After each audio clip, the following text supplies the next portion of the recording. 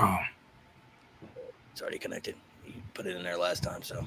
Oh yeah, I only turned it. I only did that because I was hosting. But yeah, it's saved. So from now on, I'll just connect it when we. That way you don't have to do it on your end. I bet. Yeah, it'll just automatically just be up there. So. All right, ladies and gentlemen, welcome back to another episode of No Name Wrestling. Today we're going to be talking everything that happened last night with WrestlePalooza, AEW All Out as well. We're going to be giving our thoughts and talking, obviously, some things that we think are going to happen for the foreseeable future and everything. Thank you, everybody. Well, it's the mid show. Sorry. Go ahead. Everybody's in the chat, been waiting. Appreciate you guys. We got a couple people in the chat. So. Before we start, though, we're going to go ahead and do some just quick clips real quick for everybody. Let's see. Somebody said, Lynn, what's up? How you doing? What up, bro? Alex? I don't know if you know that person or not, but we're on my G Maniacs in the chat, man. They just rock with me every time I come. So what's up, bro? And just so everyone knows, for the hosts and the viewers, I'm gonna be constantly moving around in my seat. I was walking my dog 4 nights ago, and it was in the dark, and I stepped in a pothole and ate shit on the concrete. Everything hurt for like 2 days. It's finally starting to feel better, but I was beat up as hell, and I'm still uncomfortable. Bro, I'm scared to fall. I'm scared to fall in my older age. Nah, yeah. Y'all unks gotta get it together, man. And in potholes, bro. So you gotta catch that balance, man. Chat wants Do-Rag Jade. I might have to bust him out. I'll see if you ever just run up the steps and you need to start? You got Turban Mo. I'm about to go off when we're done with these clips. Yo, bro, doing them like you run into the. It's like when you used to run in the stadiums, bro. Knees start to wobble when you get to the top. Yeah. All right, so first one we're gonna do. This is pretty simple. Everybody can give their own individual answer.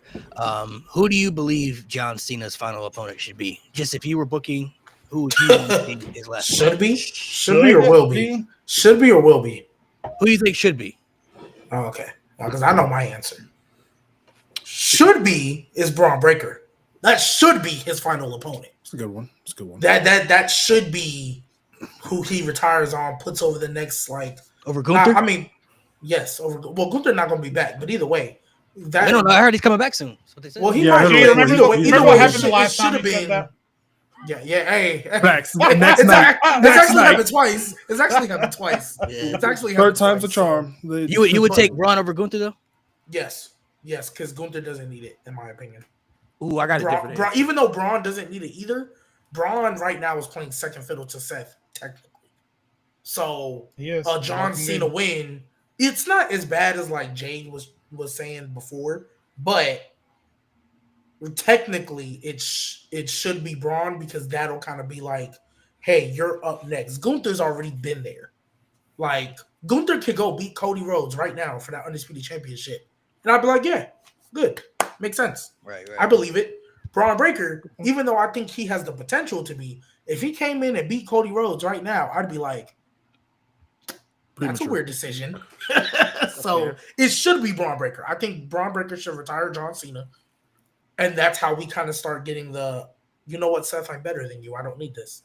That's how Braun wins, though. Does he go and win the Rumble after then? If he retires Cena? He won't win the Rumble this year because he'll probably still be doing something with Division. But once CM Punk takes that title from Seth Rollins, Braun Breaker should be like, you know what, Seth, I'm better than you. I don't need to be up under you. I've learned everything I could now. It's time for me to take over. I think that's how that should work. What was your answer? I'd say I was thinking either Gunther or Drew McIntyre. One of those two. Can I give you a young guy? Good. What about Oba Femi? I was just thinking of Oba. Oba's not terrible. It's not the worst, man. Not terrible. I mean, he'll probably still be in NXT at the time, but it's not terrible. He's not losing that title anytime soon. Dude, I'm telling you guys, and Tayshaun Jones just said it in chat. If you're going to give any young guy the rub, it has to be Dominic Mysterio. It has to be. Dominic is right there. He is right there, man. He's the freaking AAA Mega Champion. He's the Intercontinental Champion. The crowds are behind him every week. Strike while the iron is hot, man. That being said, I don't think WWE is going to do what they should do and send John Cena out by giving somebody the rub. I really don't. I think they're going to go for another nostalgia match. Who should it be? His final match should be one of his greatest rivals. And yeah, I think he has a top 3. AJ Styles, CM Punk, and Edge. Edge is obviously out of the picture. CM Punk, they already had their thing. So that leaves AJ Styles. Now, he's pretty much already said that's not happening, but if you're asking me who should it be, if you want the nostalgia part of it, it should be AJ if Edge isn't an option. But if they are going to give somebody the rub, it should be Dom. Yeah, you can tell who he's not going to feud with because he keeps doing their moves. Like, when he did the Styles Clash, I was like, well, we're not getting that match. Edge was a nice little touch. Shout out Edge and Cena. That was a nice little, hey. From both of them. Yeah, for both of them. That was nice. I appreciate it. I appreciate it. I feel I'm with the Braun Breaker effect too. I think it should be Braun Breaker or Gunther. I mean, Gunther wouldn't be a terrible option because he retired Goldberg. So if he retires Cena, that would be good for him too. Potentially could retire Lesnar too, so that could be good for him. I'm just looking at something that could boost him up further, like, you know, to potentially establish his legacy further. But Dom is an interesting one. I mean, I wouldn't be terrible, I guess you could say. I mean, I wouldn't be against it. I feel like if WWE does Dom and Cena, it's gonna be to give Cena the Grand Slam. It's not gonna be so Dom can get over. That's what I feel.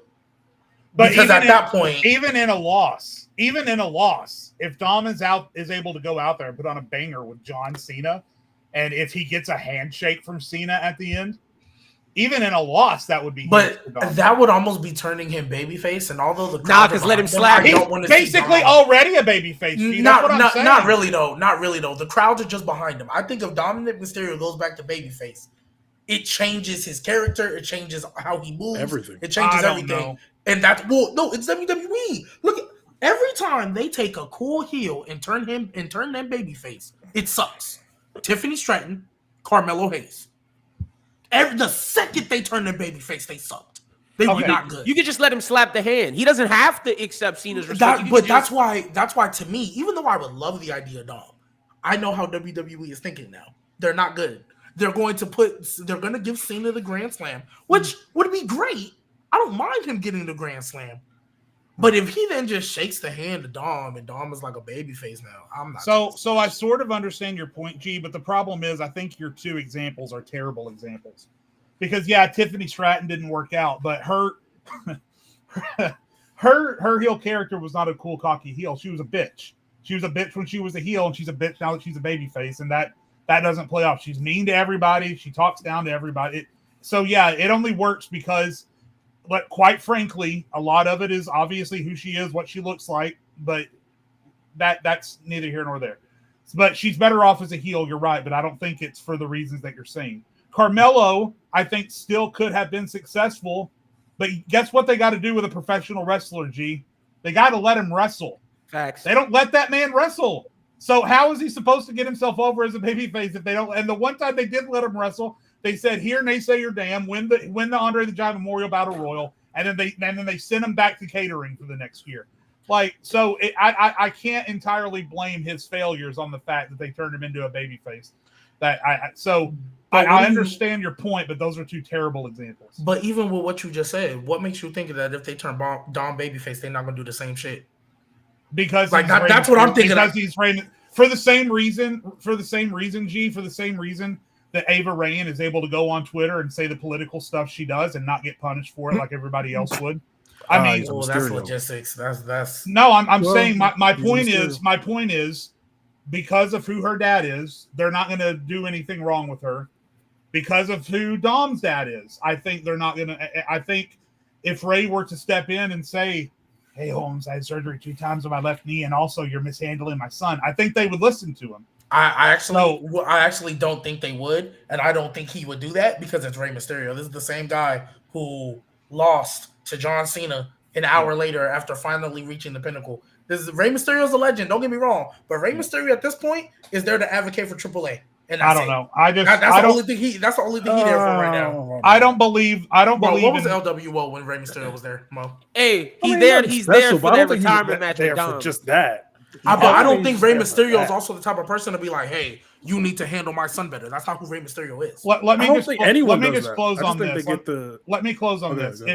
If we were to make our predictions on WWE booking based on what we think they are going to do, we'd never get anywhere, right? You just have to pull the trigger, and whatever happens, happens, right? But see, Malik said good.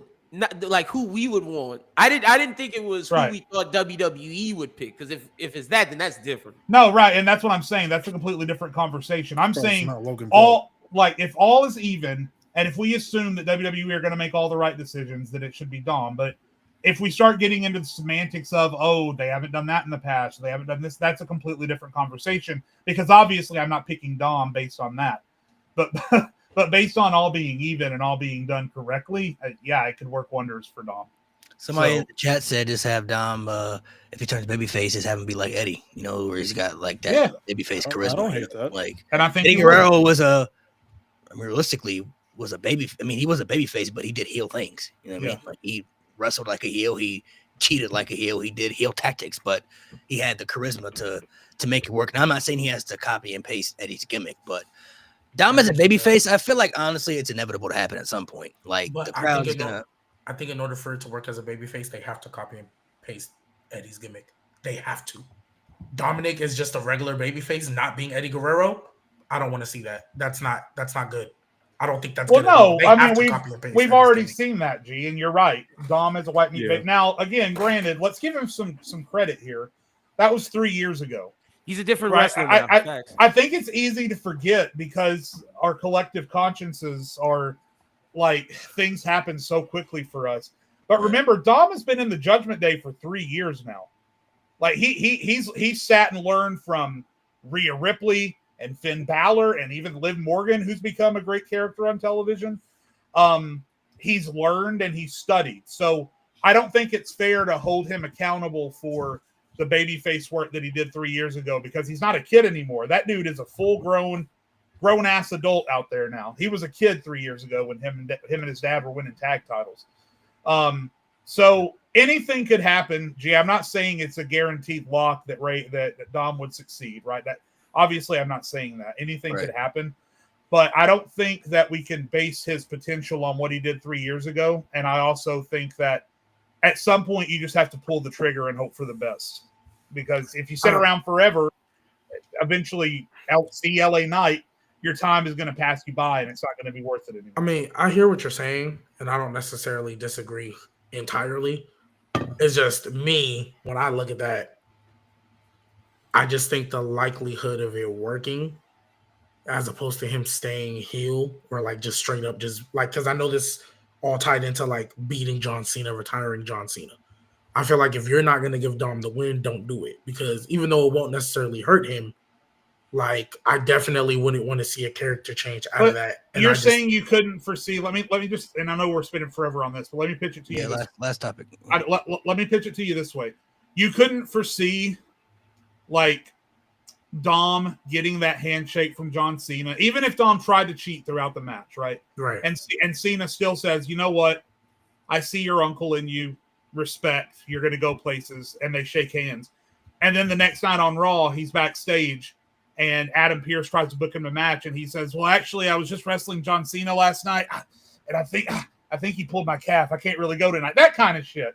Like, I could see something like that happening. That would be a better way to do it for sure. I would definitely appreciate that more than just a flip to babyface, because I can live with that more. That's now, still heel or babyface, he needs to get rid of the Judgment Day. I'm done with the Judgment Day.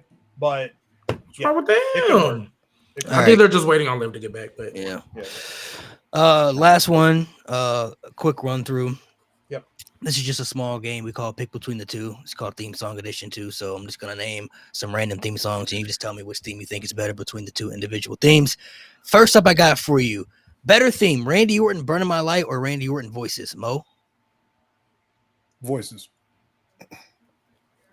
Everybody's Voices for sure. If I'm listening to it in my car, Burning My Light, but Voices is too iconic not to pick that one. So Voices. John Cena, Basic Thugonomics, or The Time Is Now? I go back and forth every day. Right now, I'm feeling Basic Thugonomics, though. Thugonomics. Yeah, same deal as the last one. Thugonomics I would listen to in my car over The Time Is Now, but The Time Is Now is just too freaking iconic. So, Time Is Now. Time Is Now. Interesting there. CM Punk, Fire Burns, or Cult of Personality? Cult of Personality. I'm gonna be different. I'm gonna be different this time. I'm gonna go Fire Burns. Yeah, I love Cult of Personality. It's a classic, but believe it or not, I do have a large portion of my playlist dedicated to metal. You may not look at me and think that, but I do. I love this Fire Burns. I love Killswitch Engage. Definitely this Fire Burns. This is gonna be a hot take for me. This Fire Burns clears. In my opinion. Clears?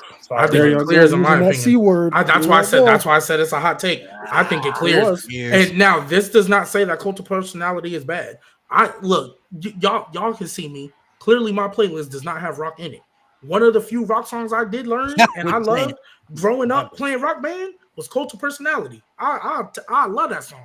I love that song before CM Punk every year. Rock Band and Guitar Hero. Yes, Guitar Hero 3. I remember it was on Guitar Hero. Yeah, I'm pretty sure it was on Rock Band too, but it was either one. Growing up playing that game, I love that song.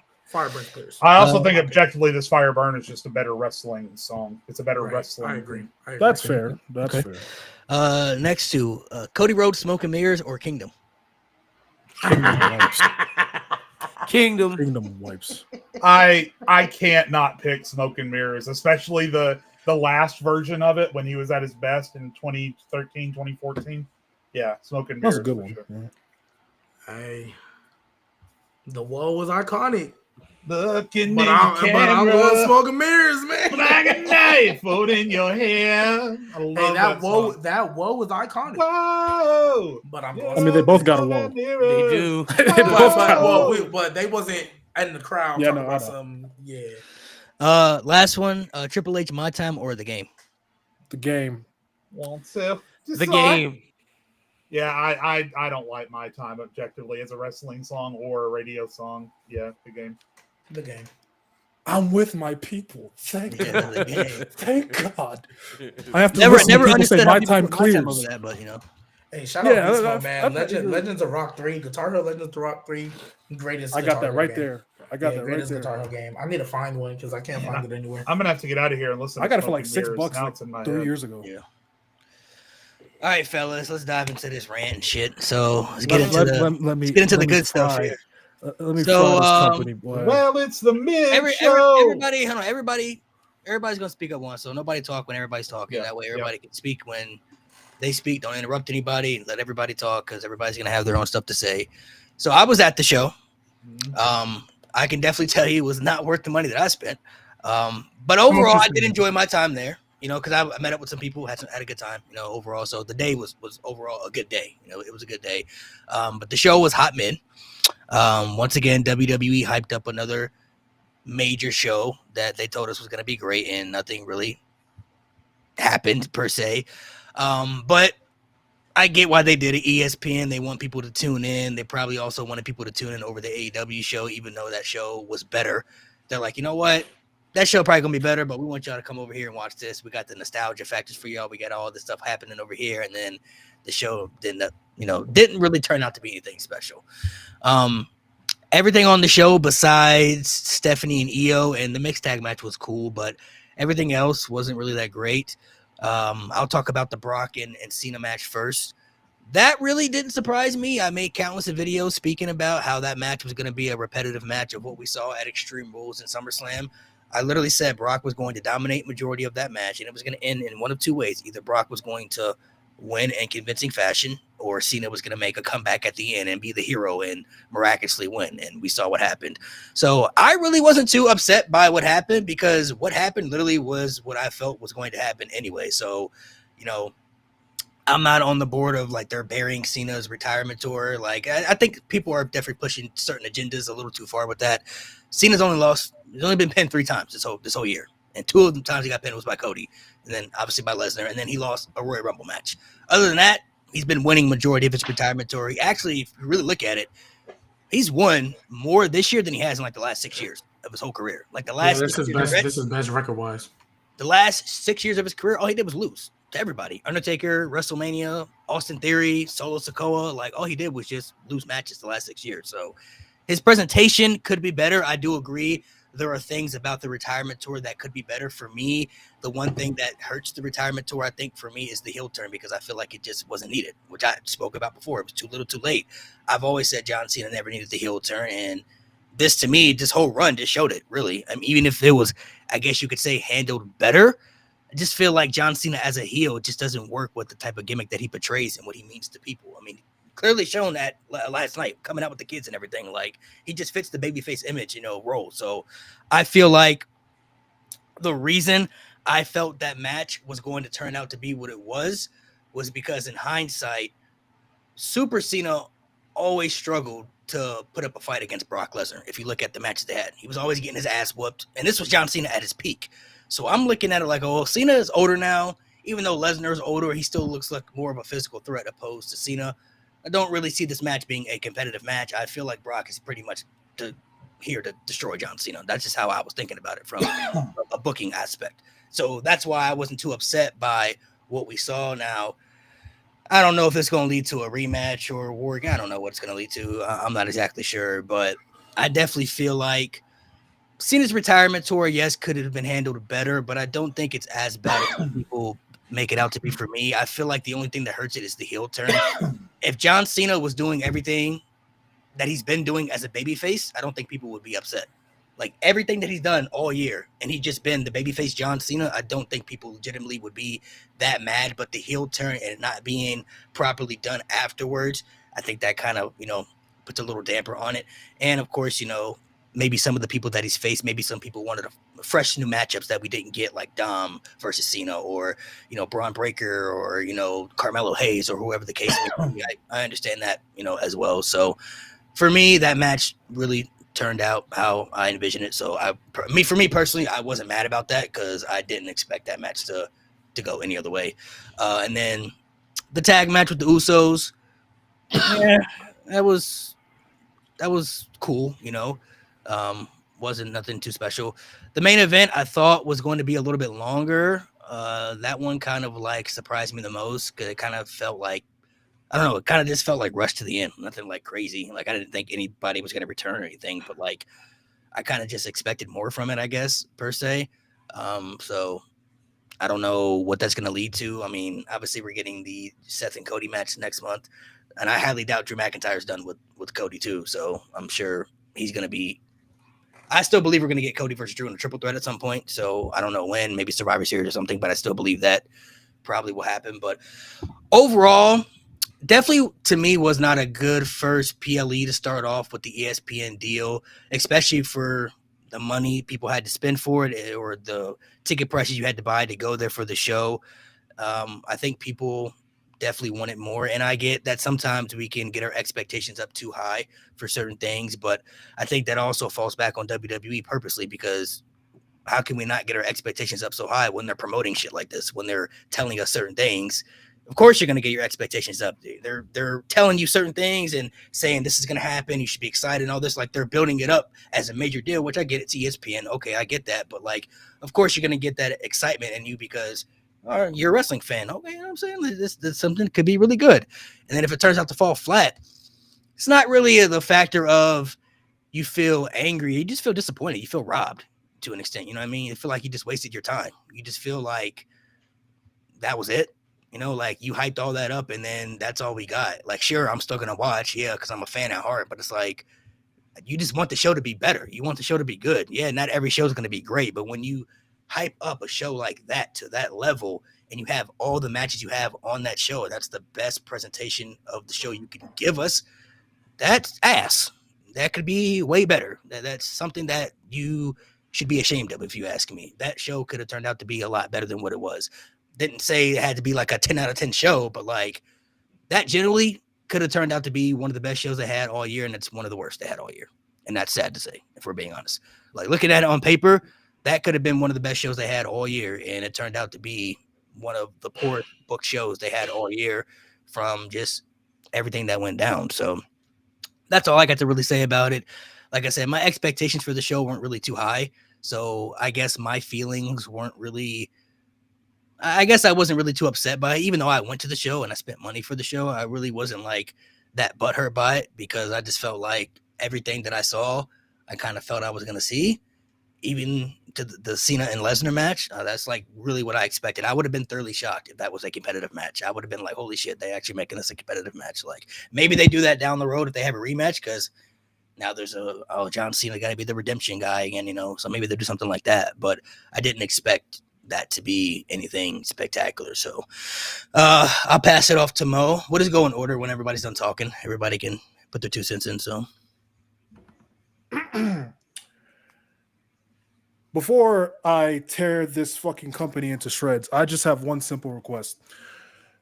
WWE, Netflix, Peacock, whoever, can you please put the Raw episodes back on whatever platform you can so I can binge watch the Ruthless Aggression era and so I can stop watching this bullshit that y'all consistently put on TV? Please, just put the Raw episodes on back on the platform, please, because it has become so deflating to be a WWE fan in 2025, because a lot of times I walk away from these shows feeling like, what's the fucking point? And I'm upset because the same guy booking these shows right now, not even a full 2 years ago, gave me a build to a WrestleMania that made me feel like a child again. WrestleMania 40 and that whole build made me feel like a child again. So I expect more from Triple H because it wasn't that long ago. It wasn't, right? I've never been, after watching WrestlePalooza last night, or Bullshit Palooza, I've never been so disappointed by a show that I expected to disappoint me. That card on paper wasn't even bad, bro. It was actually a solid card on paper. So I'm like, you know what? I'm not expecting much because in 2025, WWE hasn't really done much to really make me, pop.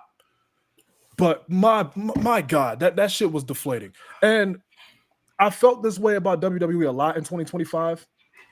Like it got to the point where yesterday, before All Out, I went ahead and watched HBK and Taker from 25 again to restore the feeling, to remind me why the fuck I fell in love with this shit.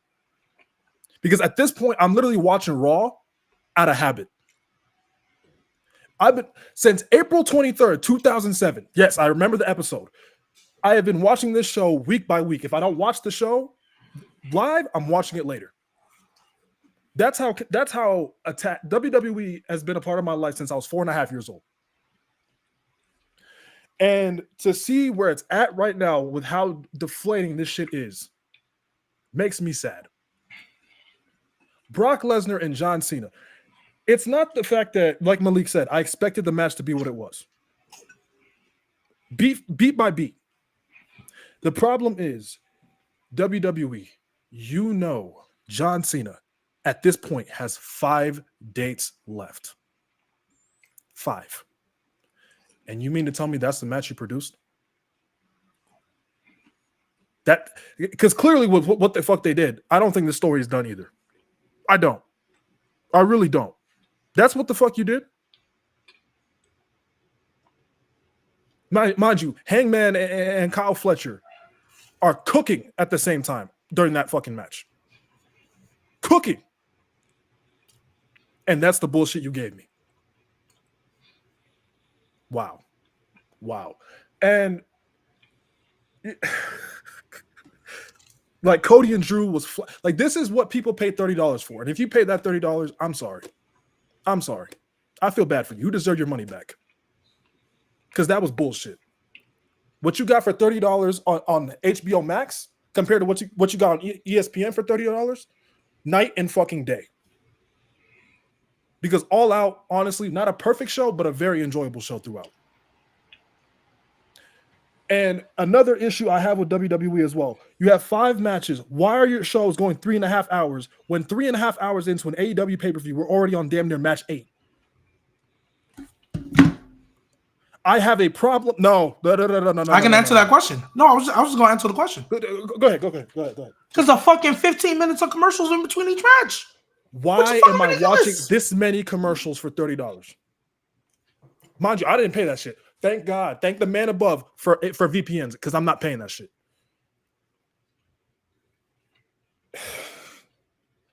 Like, it's just pathetic. It's just pathetic.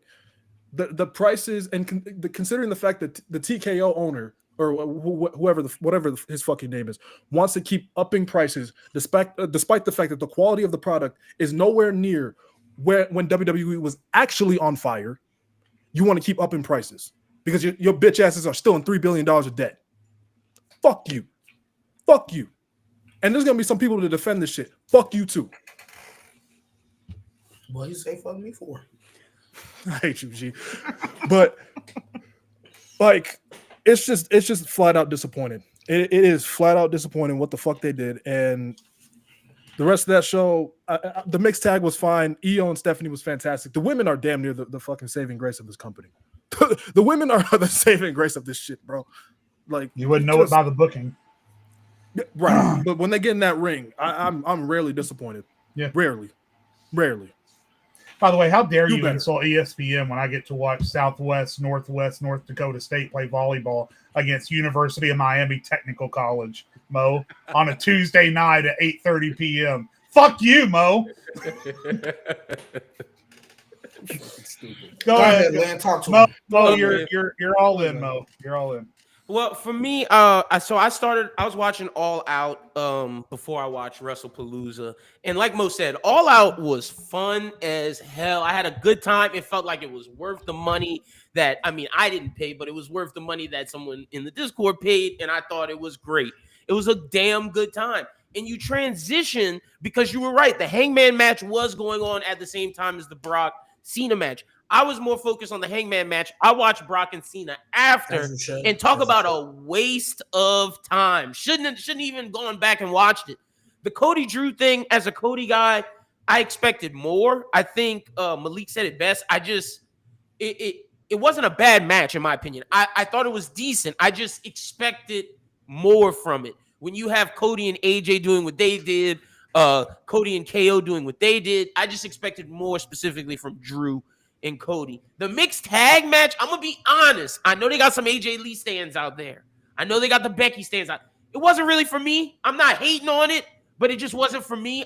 The best match to me was Io and Stephanie. Loved what we saw for Stephanie. And I think Triple H, tried to cover his ass on why Stephanie didn't get a lot of good story leading up because she was sick. Okay, cool. If she was sick, sure. But now you better give her fucking story because she's the champion, and we better see her on Raw, and it better matter because, like Mo said, the women carry this company. But it was subpar pay-per-view at best. Jay, it's your turn. I know a lot of people in chat are expecting me to put the do-rag on. I'm not going to put the do-rag on because the do-rag is for when I'm over-the-top angry. I'm not angry because I put myself in these positions. Like, who do I really have to be angry at in this situation?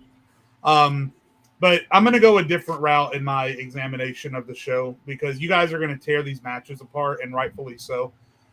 Even though I agree Stephanie and Io highlighted the night, and fuck that crowd for them being on their feet for everything else and sitting on their hands during that match. Seriously. And that's coming from me, who isn't even the biggest fan of Io. But for you to have that match going on in front of you and to sit on your fucking hands the whole time, piss out of here. So I'm going to talk about three things as quickly as I can in order of what I consider to be important. Number one, I really, really thought with this, with how much they hyped this thing up and for how excited they try to make everyone feel about this. When Triple H finished his little diatribe and the stage lit up, and I saw that we were still dealing with a color swap Raw stage, I gotta admit the disappointment started right there.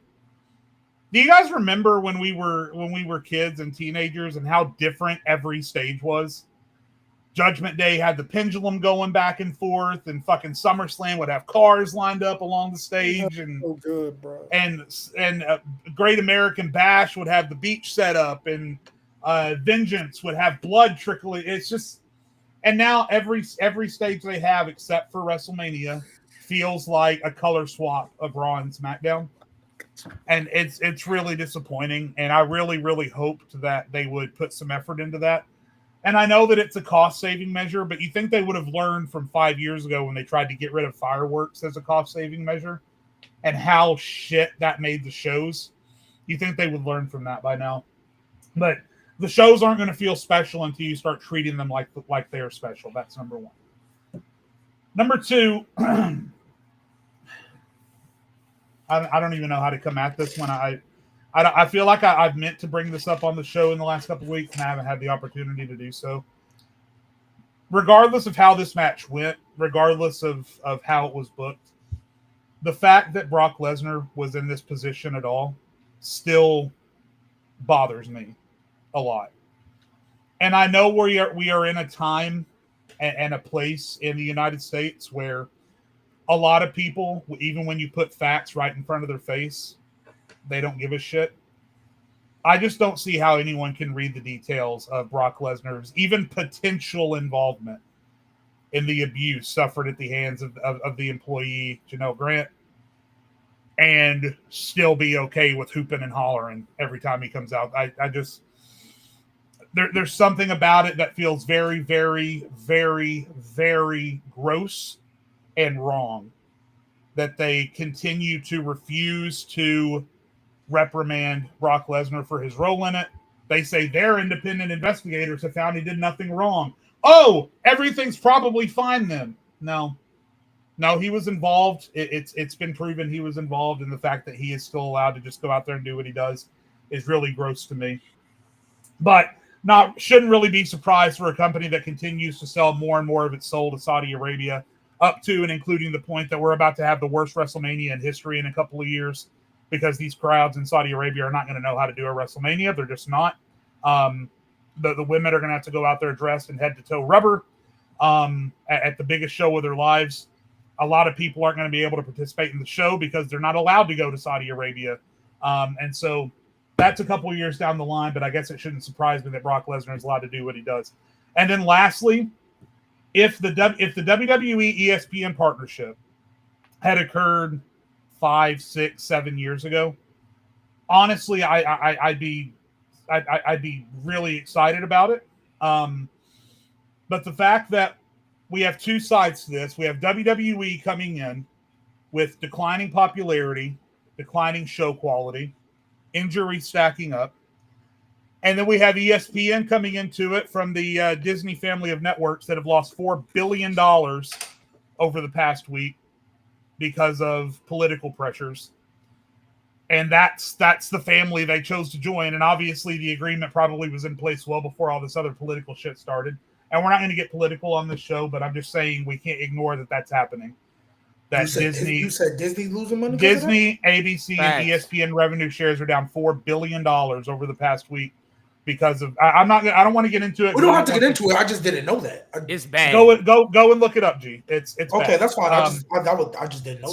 So. And JT, not to cut you off, your point about ESPN, they're at their worst point creatively as well. Yeah. Molly Kirib just left that bitch. Not to mention the fact that even though ESPN, the production quality last night was tremendous, they've never looked better on screen, and that was to be expected.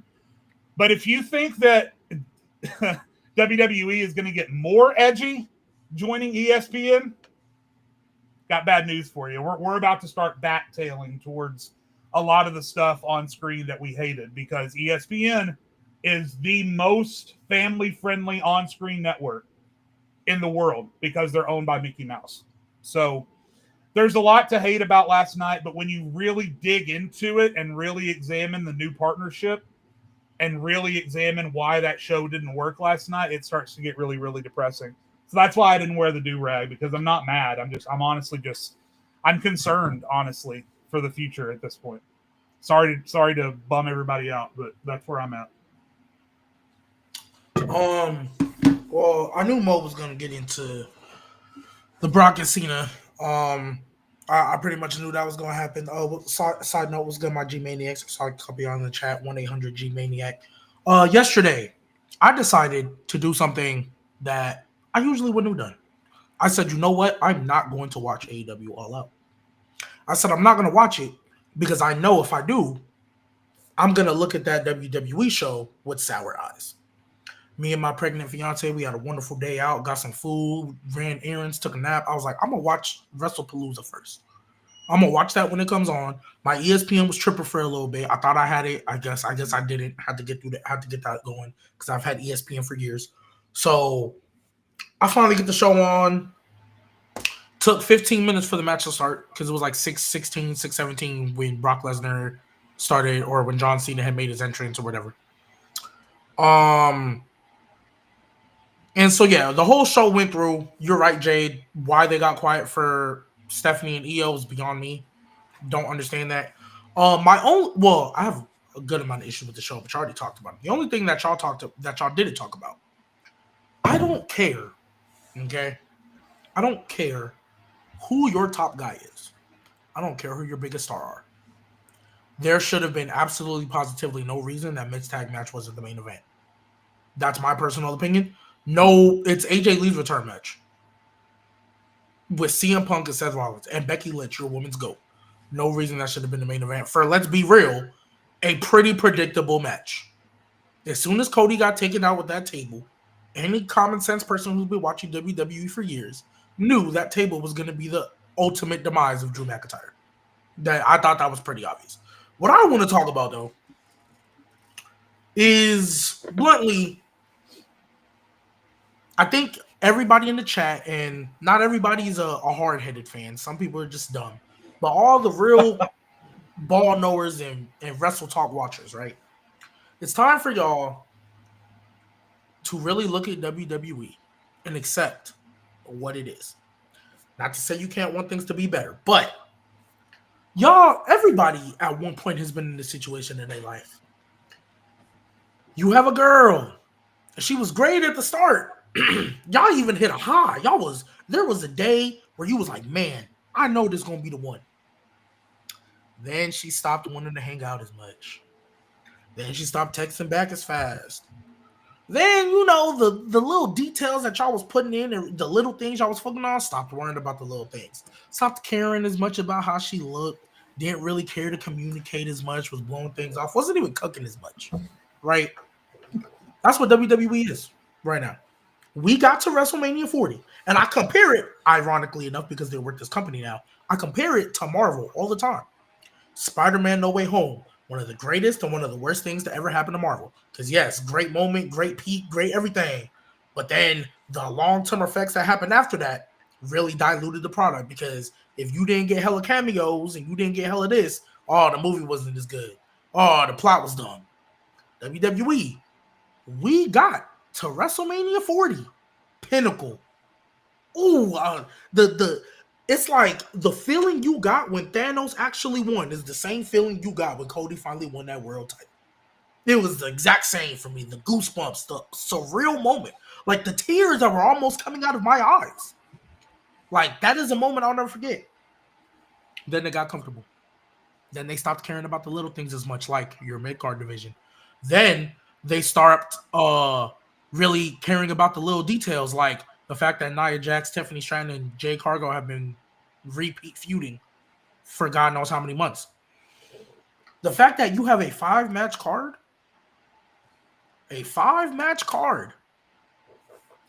and you had more commercials than a Monday Night Raw or a Friday Night SmackDown.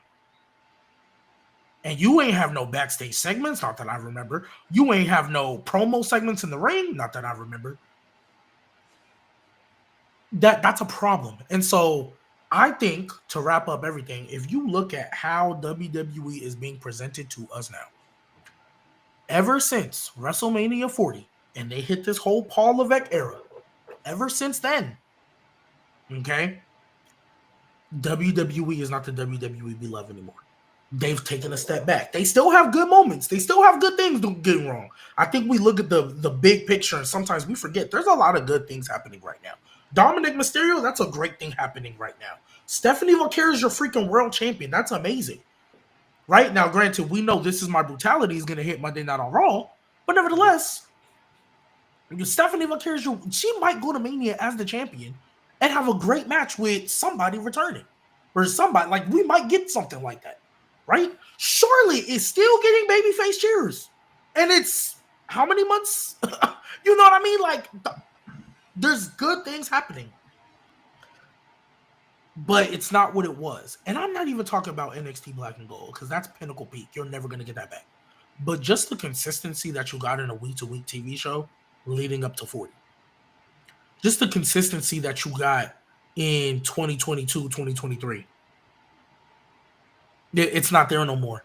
And as much as you can blame TKO for some of their business decisions, because they business decisions about as bad as Vince McMahon booking decisions in 2019. Their business decisions are not good. Granted, okay, I get it, you're in debt. But if you're in debt, why would you buy a company? in debt while you're in debt, right? Because if I'm not mistaken, TKO was in debt before they bought WWE, right? So like, whatever. But Triple H, I've been probably your biggest defender on this show. That card could have, first off, that card should have been for sure 1,000% better. That card should have been 1,000, like, especially if you only have 5 cards. I get you can't control how many commercials they give you. I get you can't control who makes some business decisions. But you can book a better show. There's no way TKO is telling you can't book better shows. There's no way TKO is telling you can't have a good mid-card division. There's no way TKO is telling you that your Raw Tag Team Champions, does anybody remember who those are? Only reason I remembered is because Finn Balor walked into shot with the tag title on. Yeah. If he did not walk into shot with that tag title on, I would genuinely be scrambling my brain to figure out who the Raw Tag Team Champions are. So what do you guys mean about these commercials? Because I wasn't watching on. It was Malik, There's a lot of ads. Let me tell you. After every match, you know how like usually if you watch on Peacock, they'll kind of do like the WWE promos. They'll do like a like that. Like a highlight of a superstar. They'll do a highlight of like say like their WWE shot, and then they might do like one more nigga pretty much on to the next match.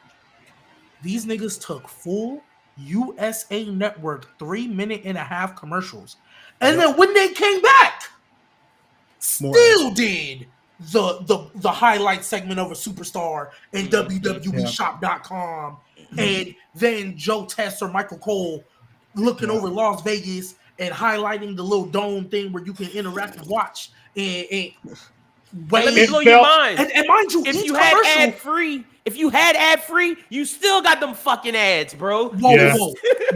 Yes. Wait. ESPN, and mind you, this is the other problem as well. ESPN, that little package that you can watch was $30. That was with ads, guys. That was with ads. Salute. That was with ads, guys. Shout out. That was with ads.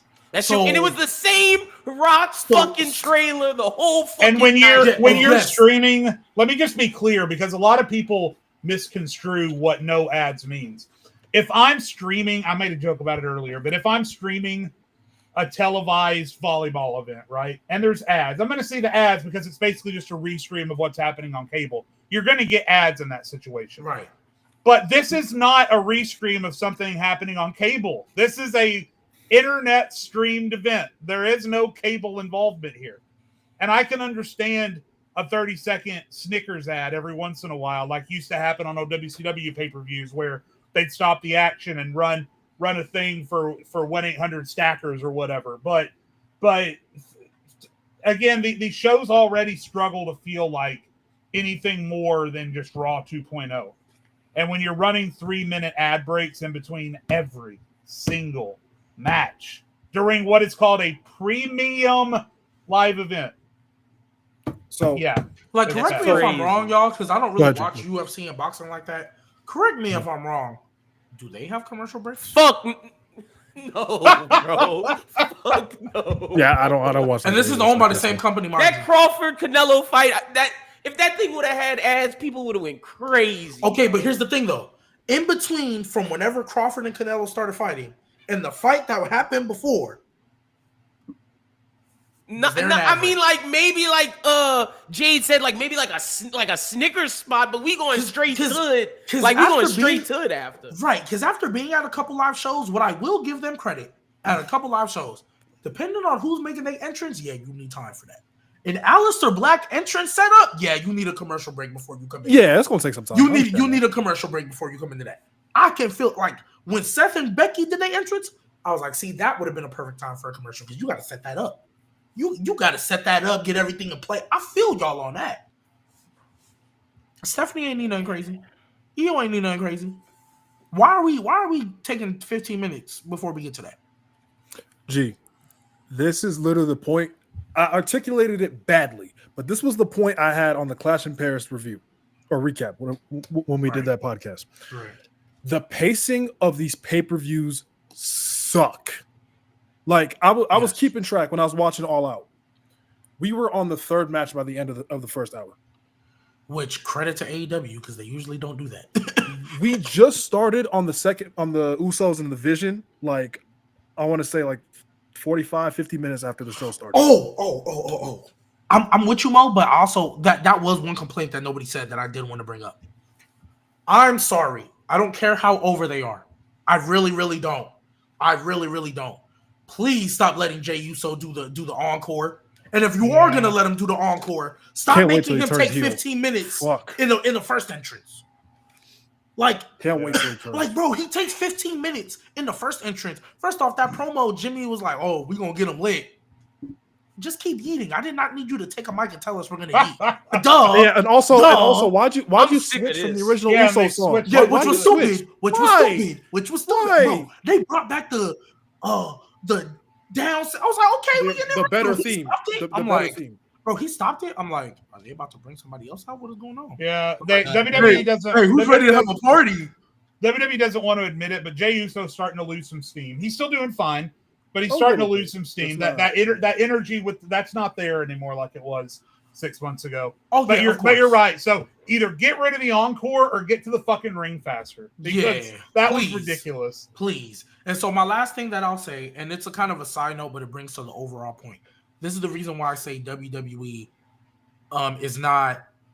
They're just not the person they are anymore, and we as fans need to decide what we're gonna do with. Like, I know me, I've said multiple times, unless I see us get back to 2019, 2018 WWE, there's probably nothing they're gonna do that's gonna make me stop watching.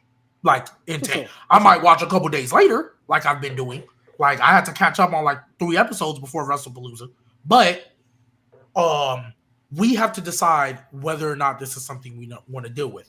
Here's a prime example of what let me know, what made me reflect that WWE is not where we are. Mm-hmm. I've skimmed through the last, I want to say 3 episodes of SmackDown. Like, just skimmed through, fast forward. I watched a couple promos. I wanted to see what Melo, how they were going to handle that. And I wanted to see if Sammy was still Sammy Hogan. I've skimmed through those. I haven't seen Jacob Fatu on TV in any of those episodes. How Jacob Fatu is not on TV because of Solo Sikoa, just so that you can give Solo Sikoa and get him fed to Sammy Hogan a month and a half later. WWE is not where we are, because I'm sorry, there's no reason Jacob Fatu, right? It was already bad enough y'all fumbled Solo when Solo actually looked like he was going to be a dominant presence. But okay, we get it. He was feuding with Roman. Who's going to really want to see Solo over Roman, right? But Jacob Fatu showed up, and I was like, oh, this is what Solo was supposed to be. Athletic big guy who can move like a cruiserweight and has the charisma of a top star.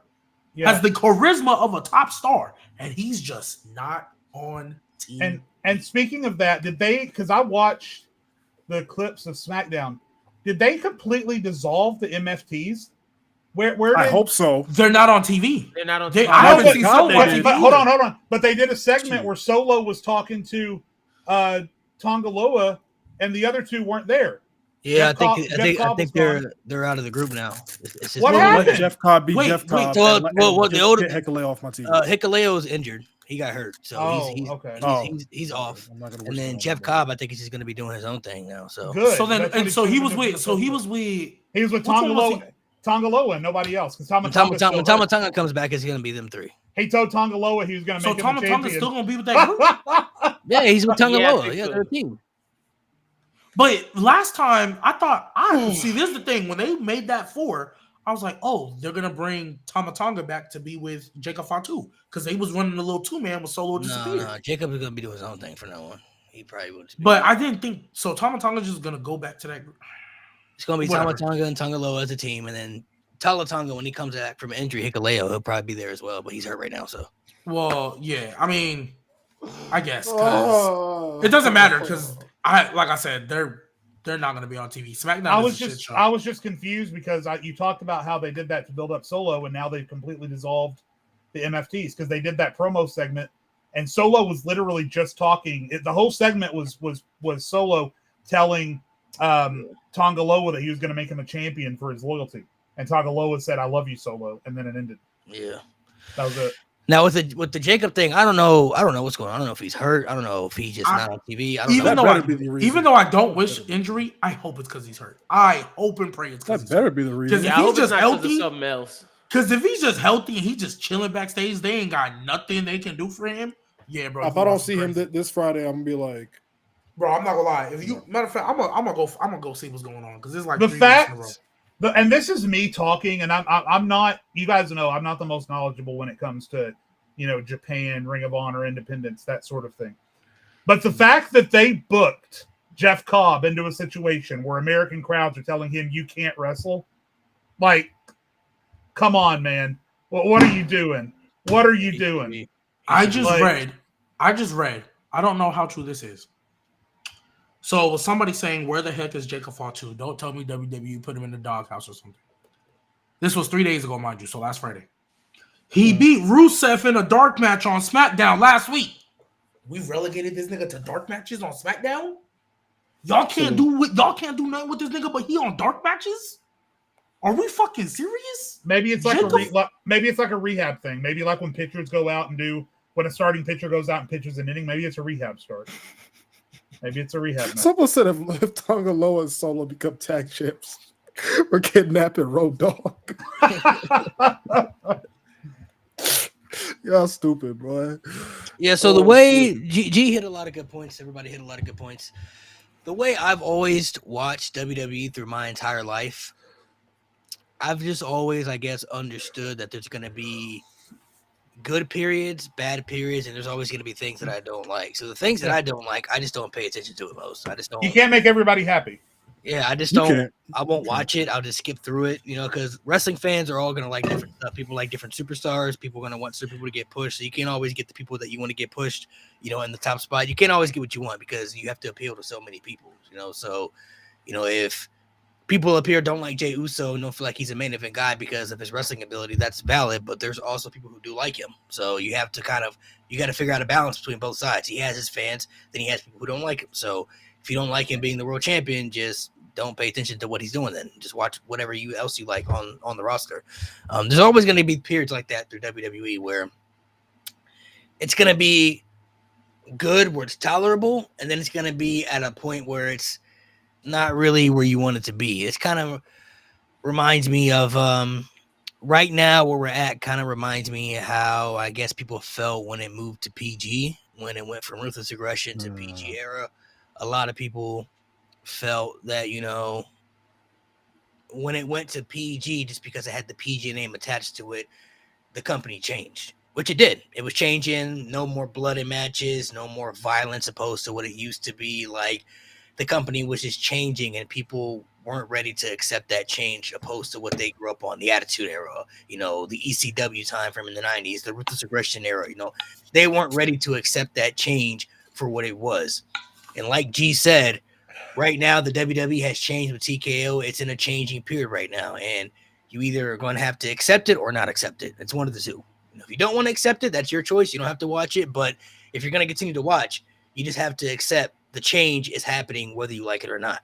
This is what it's going to be for who knows how long until it changes again. And it can always be better. As fans, we always want it to be better. So you can always voice your opinions and speak on how you want it to be better because you genuinely want the show to be good. Nobody wants to watch the show for it to be ass. You want to be able to watch it and be good, but consistently, it won't always probably be that way. So you really just kind of have to evolve with the evolution per se. That's what I've kind of always done watching in my whole life. I've always been able to just evolve when it changes. I understand, okay, this is a changing period. This is what we're getting now.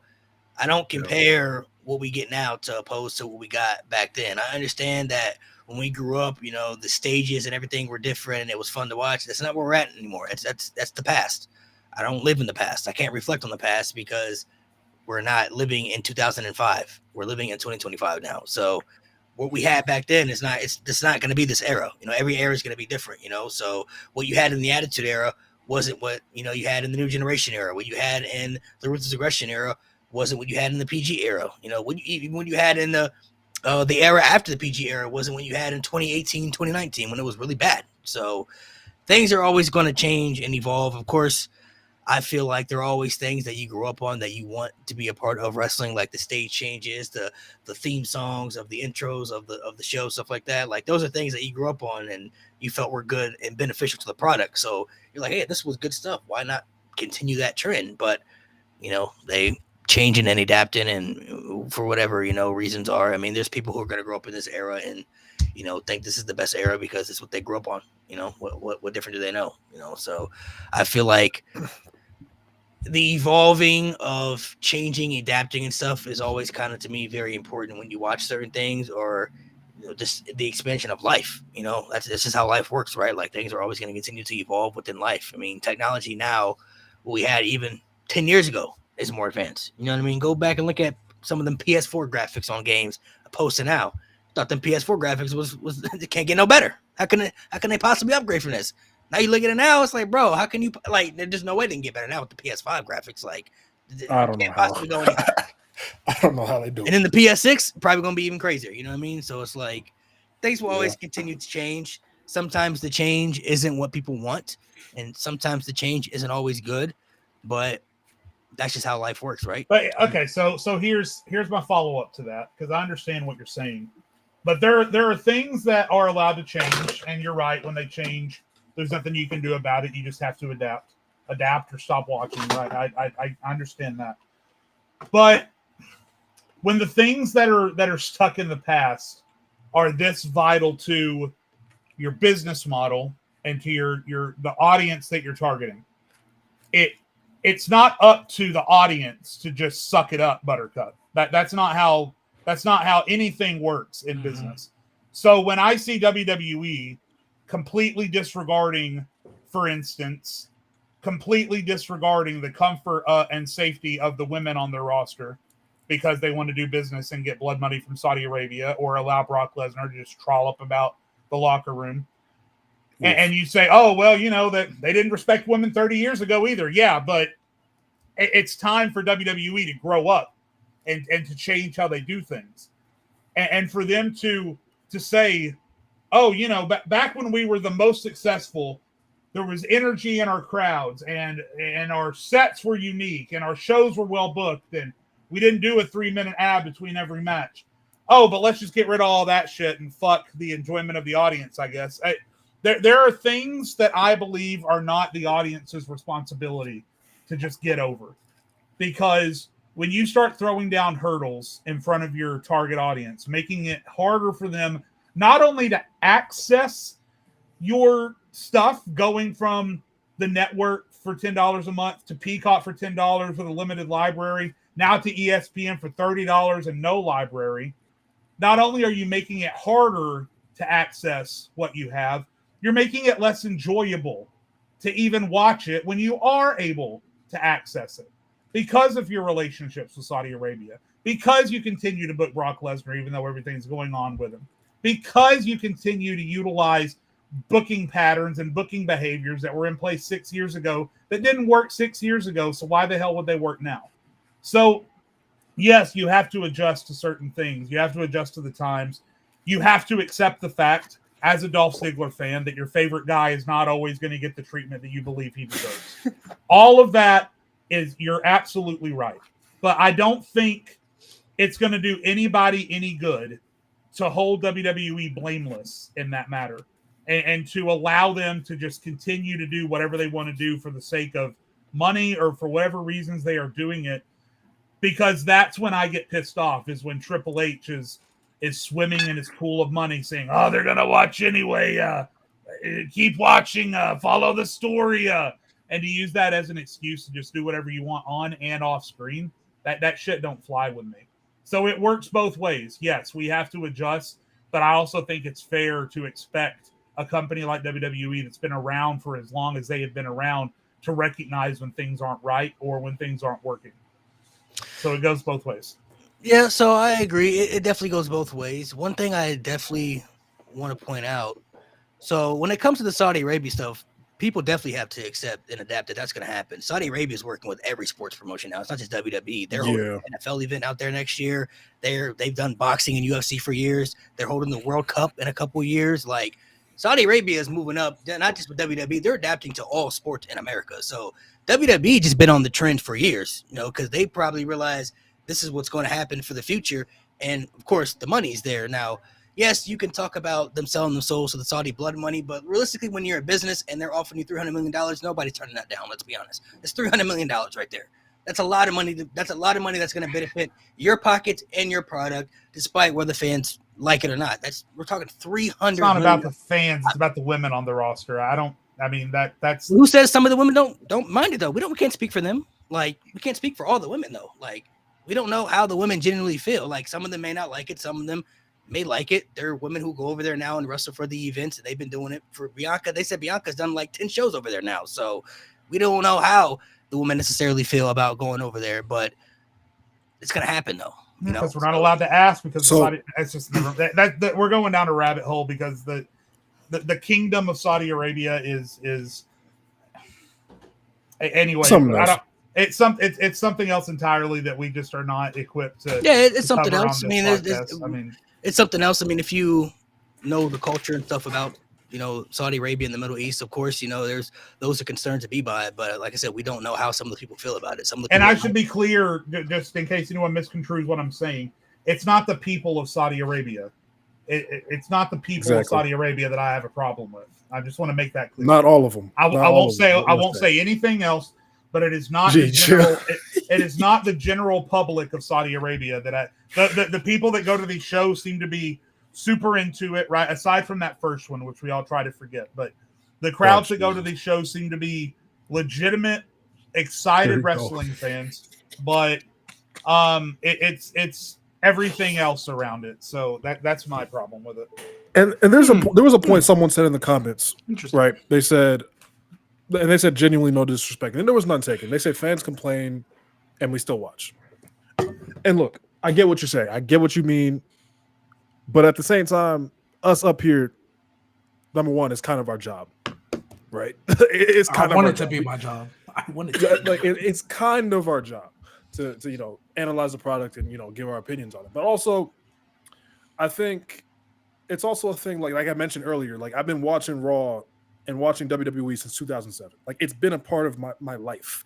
Wrestling is damn near my life at this point. Like, we complain because we want to see it. We want to see it get better. I stuck around through 2018 and 2019, hoping and praying it would get better. And look what happened. 2022, 2023, 2024. Some of my favorite time periods as a wrestling fan because I stuck it out. But I complained during those bad times because I wanted to see it get better. And when I get on here and I voice my opinion and I speak on the things I don't like, is because I want to see them improve because I know they can improve. There's certain things like Malik said, you got to adapt with some of the shit, that they change. Like the stages, they're never going to bring back custom stages at this point. Like they could, they're just not going to do it. But I'm not going to sit here and complain about it, even though I would love if they brought that back. But there's certain things about the creative that I hate that I'm going to complain about because I want to see it change. That's all it is. You always want to see it adapt and be better. I mean, nobody wants to watch anything bad that they care about. If you play a video game and the first series of the game is amazing and the second one comes out and it's trash, and then they make a third one, I'm still gonna play the third one, even though the second one was trash. But I've already been a fan of the series, So I mean, shoot, 2K ain't ran out of business yet. That's a fact. 2K ain't ran out of business yet. I got 2K16 fired up right now. Bro. 2K, Madden. I mean, shoot, you know how many people still waiting on GTA 6? And they've been delaying that for ages. I could have swore I think it's been 8 years. When did GTA 5 come out? 16, GTA 5 came out 17? 2013. That was 2013. 13. Right. So the reason why I said 16, 17, because I remember them talking about GTA 6 when I graduated high school. I'm about to have my high school reunion. I'm unking out. I was 23 years old when that game came out.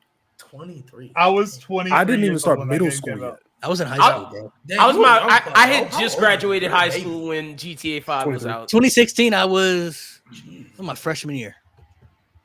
I was a freshman. That's crazy. Yeah.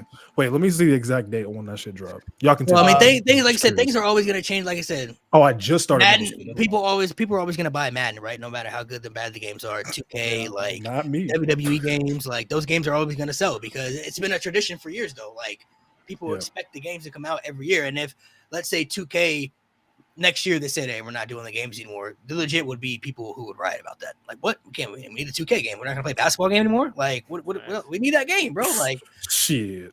so Not me, I'm playing NBA Street. Can I just say too, and I know that you guys are probably going to want to spend some time on AEW. When you do, I'll probably drop out because I didn't watch it. I can't contribute. But has anyone else's goodwill ran out for Triple H at this point?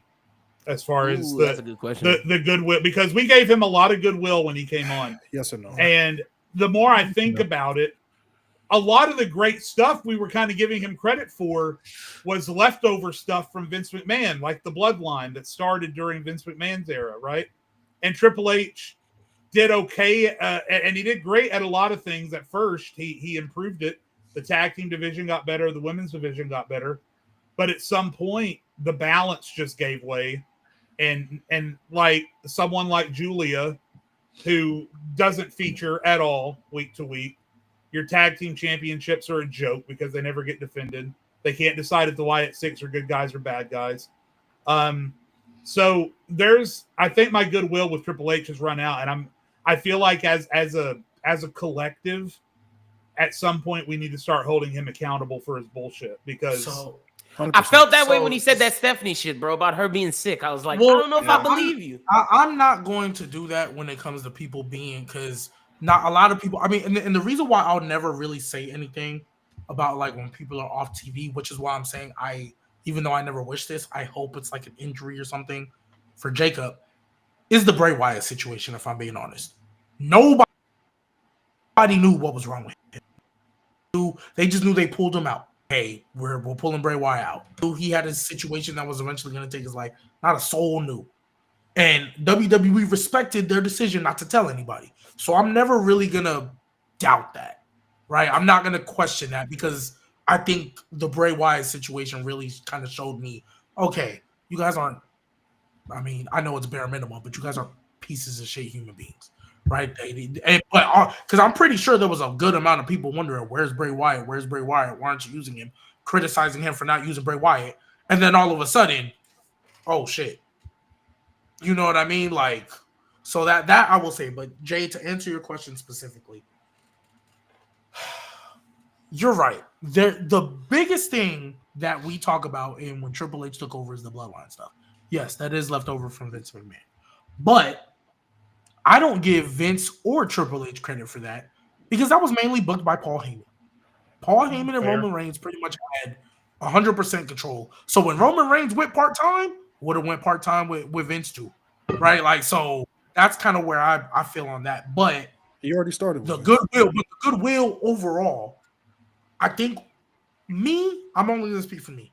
I definitely jumped the gun. I said, oh my gosh, we're getting black and gold NXT TakeOver. Can't wait. It's going to be amazing. We're going to get Peak. I said, run Johnny and Tommaso Ciampa back right now. Run it the exact same way. Don't change nothing. Run it back. Like the whole story, run it back, right? So I know I definitely jumped the gun. And okay. This isn't. And then Vince came back and it was like, oh my gosh. Yikes, this is the dark time. And then he left, and I was like, okay. Once he left the second time, I was like, okay, this is what I need to see. This is where I need to kind of gauge Triple H as a booker on the main roster. And I think the standard for a good show definitely elevated. He raised the floor of what WWE was. But we all, and I think rightfully so, expected him to hit his ceiling. And I think he's only got to his ceiling for like a couple months. I think he's only hit his ceiling for a couple months. He just keeps staying at that floor. And as of late, he's kind of lowering his floor. So my goodwill, yes, has ran out. But I also look at it like, I think we also gave him a lot more credit off rip. Which, again, rightfully so. If I saw somebody, right, it's kind of like a draft. If I see Joe Burrow in college do exactly a year, I don't think he's going to come into the league and suck, right? If Andrew Luck, that generational talent quarterback that he was at Stanford, why would I think you're going to go into the league and suck? You know, so it's like, yeah, I'm expecting you to come in and go stupid, right? I expected Caleb Williams to look a lot better than he did because he was doing crazy stuff in college, and he literally has a coach that saved Jalen Hurts' career. When he saved Jalen Hurts' career, I said, "Oh my gosh, there's nothing this man can't do." So with Triple H, I think after what I saw in NXT, I think it was right that I expected him to come bring some peak back to the main roster. But now it's like, okay, we kind of gave you that leeway. We gave you the Vince pass. We gave you the kind of transition to TKO. We've been in TKO for about 2 years now, gang. We about to hit a second Mania, technically, or a third Mania under your watch. This will be a third Mania under your watch. And now he's got 3 of the best European wrestlers in the world playing the same character named after a coffee, bro. I don't care anybody say that. Grande shit fire, bro. That shit working. Oh no, it's just Ludwig. I'll give him El Grande. Sure. Yeah, the El Grande shit is working, bro. I just want to say I give Ludwig all the credit in the world for taking what I consider to be a stupid fucking concept and making the most out of it. Like, I'm not mad at Ludwig, but now to have 3 Grandes and to have Pete Dunne and Tyler Bate, 2 of the best technical wrestlers in the world, 2 wrestlers that Triple H himself 9 years ago stood in front of everyone and said these guys are the future, and now they're wearing masks. They've wasted those 2. Anyway, wasted those 2. Go ahead, James. Go ahead. No. I mean, I feel you. I was just saying, like, I really think it's more so like we've kind of given you the time, and we're just waiting for more. Right. And that's why I led off saying maybe this is as good as it's gonna get. That's what I'm like. Maybe that's what it is. I feel like Triple H is in a position where things could be better, but I really feel like TKO is the one that changed the entire landscape. Look how WWE was before TKO got involved. Look at 2022, 2023. WWE was good. It was fun to watch. It was exciting. It's true. TKO came around. Everything changed. It hasn't really been the same. After WrestleMania 40, that's when people started to say, like, things feel a little bit different. I don't know. It just doesn't feel the same anymore. And even though TKO was around for WrestleMania 40, after Mania 40 is when things really started to switch and change. We already know Triple H can be a good booker. People can talk about how bad his booking is now and everything, but the reason NXT was able to succeed a lot was because Triple H had full control of what NXT was. It was his vision. It's already been said that Vince didn't even watch the shows. He didn't care enough to even watch the shows. So they could do whatever they wanted in NXT, and that's why when people would come up to the main roster, Vince was changing them because he didn't understand who they were. He didn't know their presentation. He didn't understand why this person was as over as they were or what their backstory was. He was changing them based off what he felt was best for them and how he saw them. NXT was great for us because that's what Triple H's vision of what he wanted it to be. So he had full capacity to be able to do the things that he wanted to do down there in NXT. Not to mention, the NXT crowds are way different than the main roster crowds. Way different. Completely different. It's been shown that for years. There are people who come up to the main roster and some people are clueless why this person is important because there are people who watch Raw and SmackDown but don't watch NXT. So when somebody like Shinsuke comes up to the main roster and Shinsuke gets fumbled, some people genuinely don't care because they didn't understand it. People like us were like, bro, that's crazy how you messed that up. Like, Shinsuke was right there. He could have been one of the biggest baby faces of that era. But there are people who don't even watch NXT, so they didn't even understand why Shinsuke was as popular or as important as he was. I feel like TKO coming in, they have a power that is going to shift certain things in WWE that Triple H may not be able to voice and really do much about. He kind of just has to do his part, but also has to go with the flow of what TKO was going to do as well, because Triple H doesn't own the company. I think some people, for some reason, confuse that aspect. I see it through social media all the time. Triple H isn't the owner of WWE. He's not the chairman. He doesn't have full control over the company. He doesn't have the final say over everything like Vince did. Like, everything was ran through Vince for decades. Whatever happened was Vince's decision, and that's what it was. Triple H is head of creative, and he has a power and a voice to do certain things for sure, but he's not the only voice sitting there. He's not the one who makes the final decision. You got TKO who's involved, and you have other people on the board who also have a say and want to appeal to certain things as well. I genuinely feel like if TKO wasn't involved, them ticket prices wouldn't be as high as they are right now. I think Triple H. I think Triple H understands the aspect of, hey, not everybody can afford those type of prices. So let's make them prices affordable for the families and stuff like that, because WWE. I guarantee TKO goes away. Yeah, WWE is a family-oriented show. Straight back down. Right back down. WWE is a family-oriented show, so I think Triple H understands that aspect. But TKO is looking at the money. They want the money and the value for the revenue, so they upping them ticket prices. That's one thing that I think he can't really say much for. The booking can always be better, and there are certain decisions. This year has been the worst Triple H's booking career so far on the main roster by far. By far, it's been his worst year. I do feel like he deserves some blame on his end, like Jade said. There are things that definitely he could do better, but in the end, I also feel like TKO being involved has changed a lot of things of WWE. It goes back to the point we made before. The TKO era is what is changing for WWE. I don't think it's Triple H per se. It's the TKO involvement. That's what people realize they have to adapt to or to stop watching. They're involved now, and they're going to change certain things that people aren't going to like. But there's not really much we can do about it on that end. So you either have to adapt or just stop watching. Triple H, I feel like, I don't know. He's in a middle balance where I feel like he wants to do certain things that he can do, but there's also things that he has to do because of things that the higher ups want to do for money value. Like the Brock Lesnar thing might not have been his decision. That might have been a TKO thing. Like, hey, can we bring Brock Lesnar back? He's a draw. He brings money in. You know what I'm saying? Like, that's something that we can do. I don't know if that's his decision or not his decision, but I feel like there are certain things that are above him still that he doesn't really have full control over, because on the main roster, the main reason I never thought NXT was going to transfer over is the main roster crowds are different. They have bigger sponsors on the main roster. The money is bigger on the main roster. So there's certain things, and there are certain superstars that were successful in NXT, but aren't going to really be the same on the main roster. You know what I mean? I was never mad that Johnny Gargano and Tommaso Ciampa stayed in NXT for as long as they did. Stay down there as long as you can, because you'll be more relevant down there than you will ever be on the main roster.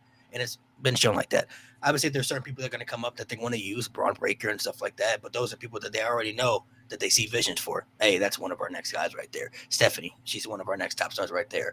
But when somebody like, JC Jane comes up, I don't really think she's going to be doing much. I'm not going to lie to you. She's going to be sitting back there lost, like even certain people that you see superstar them in, like a Javon Evans. He's good for NXT, but main roster, I'm not really sure what he's going to look like on that main roster. I'm not going to hold you. I'm kind of concerned for him, There are certain people that I see potential in, like Obafemi. I definitely see a spot for him. I feel like he has the look, the charisma, everything.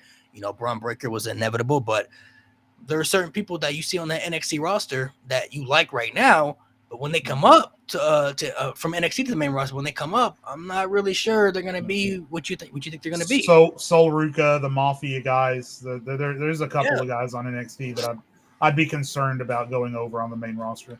Definitely Tony. I would even say Trick Williams too. Like they can't even get Carmelo. Well, no. Trick Williams. I mean, I'm glad he's kind of found his footing again.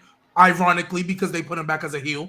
But yeah, Trick Williams, that was cool. A little underdog. Like, hey, you beat Ilya, great, cool, fine, whatever. Never believed in that. Unless he pairs with Melo again, that might be a good spot for him. But like, I'm looking at it like. Yeah, the Trick Williams, the movement, the whoop that trick could be cool and stuff too. But like, I don't look at it as like a Jey Uso situation where like, no, it won't be as big as Jey Uso, but it'll get over enough. But he's got to be a heel. He's got to be a cool heel, and that's my thing. Like, I think there's some people we may disagree on. Like, I think Sol Ruka, if Lyra could get over, granted thanks to Becky, but if Lyra could get over with that crowd doing the bird chant, Sol Ruka gonna be fine. Sol Ruka gonna be fine because she can do things in the ring that other people can't. Like Baby Osprey, baby Ricochet, whatever you want to call her. And don't underestimate the power of the Gooners, bro. They're gonna get someone like that. Also true. The Gooners, bro. The power of the Gooners. Are you ready for Ilya Dragunov to come back as El Grande Bueno? Bro. Nah, Ilya's El Grande would be nice. What if he does? What if Ilya comes back as an El Grande? I will say. What if he does, bro? If Ilya comes back with an El Grande mask, then I'm on board. You got to erase You can't put Ilya in a mask, bro. Oh my god! You shouldn't be putting Tyler Bate and Pete Dunne in a fucking mask. Gee, look me in the eye. You shouldn't, but they weren't really doing anything. Tell me that's not something you're afraid of now. Tell me that's not something you're afraid of now. Tell me I haven't created that fear in you. Because you know it might happen, bro. I can't stand you. I fucking can't stand you. You know it might happen. They really might do it for real. They really might do it for real. Now, the only thing that gives me hope with Ilya not doing that is because he was a face last time he left. And I think he's going to be like somebody to help out. I think he's going to come and attack Braun Breaker. because that's who took No, him it was out. Gunther. At least I think Yeah, that's who Gunther. was feuding with before. It was Gunther? No, Yeah, he tore his AC. I thought it was he Braun got Breaker. injured. I thought it was feuding with Braun Breaker No, he got when. injured in a match with Gunther on On a a house house show. show. They literally put it on TV. Yeah. Oh, it was No, on but a they put it on house TV. show, No, but they though. I'm mentioned talking on about TV. Ink. The last Ink- Raw thing, it I was know, Braun Ink Breaker. Ace- It was. Who? Yeah, I was like the last thing he was because that's when Braun Breaker Yeah, took out facts. Ricochet. That was the That was feud he the was same in, thing? right? So yeah, yes, Oh, the yes. same Ilya was literally Yeah, the he middleman. was like the Ilya was the guy that middleman. took over for Ricochet. He was My like, bad. I'm gonna fight for My you. bad. I listen. Yeah, I he was agree. defending Ricochet's I honor. agree with Mo saying that Pete Dunne and Tyler Bate. I mean, Louis Kaiser's too good to be in a mask too, but he making it work for what it is, right? He making So, it work at least. I feel you on. I feel you on Tyler Hey, Bate and can you- Pete Dunne, but if this can get them on TV doing something at least, because they weren't doing nothing. You know, they literally had a return on TV after Tyler Bate came back from injury, lost the match, and were never seen again. Never on TV seen together. again. So Next time you saw Tyler Bate was Make on that Soul the Ruthless. thing. this could be. TikTok. Listen, I'm not saying I'm not saying they don't deserve better. All I'm saying is that we could look at this 3 months from now and be like, this shit working. You know what I mean? And they making this shit work. If Louis Kaiser can make it work, but yeah, but like, and that's why when I look at it, like, yeah, like I think you can make anything work into, because I've said this for years now. These WWE crowds are different. All you really need is some good matches in time, and anything can get over. You just have to make them credible. I mean, shoot, let's be real. Let's be real. Even before he cut that promo after Mania, Karrion Kross was getting some cheers. People wanted to see Karrion. They didn't do nothing with it, right? I disagree. Even though I think, yes, NXT back then were for sure different, I still think you can run that style, because the second Triple H took over, what he started doing? That Tommaso Ciampa US title match that he had when Tommaso Ciampa kind of went back to old Tommaso, niggas love that shit. they could Johnny run Gargano, that. when he first came back, niggas was rocking with that shit. They could run that and that style, was but black I and feel gold like NXT.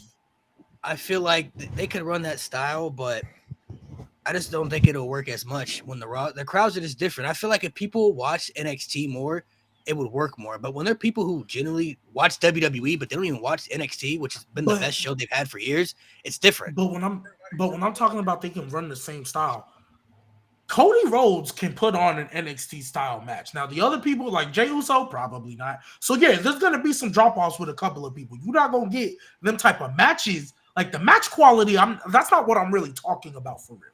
I'm not really talking about match quality all the way. I think some people can do it.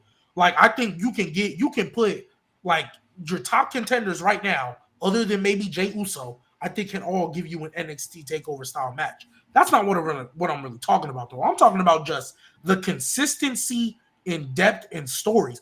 Everybody felt credible. There wasn't too many people that you put in a title match and didn't feel credible. Like EC3, all right, cool, whatever. Right? All right, cool, whatever. But like when Matt Riddle went up for a title, hey, if he wins here, wouldn't be shocked. If even though Pete Dunne never won the world title, when he fought for it, it was like, hey, they wanted to give it Pete Dunne, wouldn't be shocked, right? Like, I mean, shoot, all the people they've made NXT champion, right? There's so many people, even in NXT right now, especially in the women's division, who all feel credible. JC Jane, they're giving her a run, and I appreciate that. They're not making her like one-off transitional champion, even though she keeps getting pinned.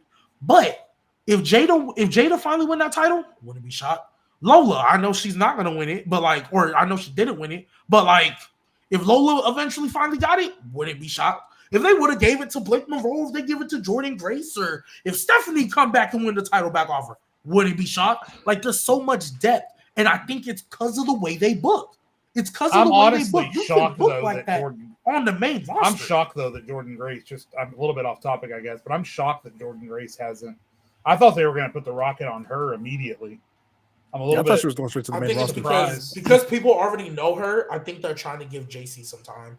I think they're trying to give her some time. I will say though, and people already knew about Jordan Grace before because of the Roxanne stuff, so she'll be all right. I will say, we've had an hour and a half of great conversations, but we got to give more attention to All Out because that show was fucking amazing. Yeah, we need to give some praise to that show because there's somebody in the comments talking about nobody watches AEW. You should. Yeah. Because Well, stop I accepting didn't. mediocrity. So, Hey, because Mo, we back in the era. I feel like we back in the era where AEW is the best TV, and you got guys that like, please send me back to NXT. The fact that we're back in the time where main roster guys on the Triple H are wanting to go back to NXT and probably begging. Did you see OP, Finn Balor at it's a Homecoming? problem. Immediate aura I restore. didn't watch it yet. I'm gonna watch it. I'm gonna watch it. Immediate I'm gonna aura watch it. restored. I'm gonna watch it. I'm literally going to watch it tomorrow. Literally So- immediate aura restored. so I I'm was like, just, who I'm, is this guy? I'm just gonna say, and I'm gonna tell chat, I haven't watched AEW All Out.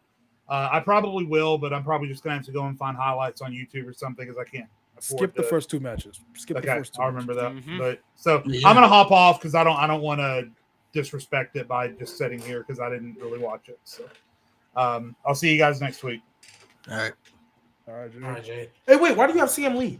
Why do you have CM Lee? I meant to ask you that. What is it? Is he a Punk fan now? Yeah, that's what I'm asking. Like, you have CM Lee down. Oh there. no, Like, I just think it's funny that CM Punk's gimmick was AJ Lee's husband. Oh, Made him look like the bitch that he is. Oh, wow, man. what?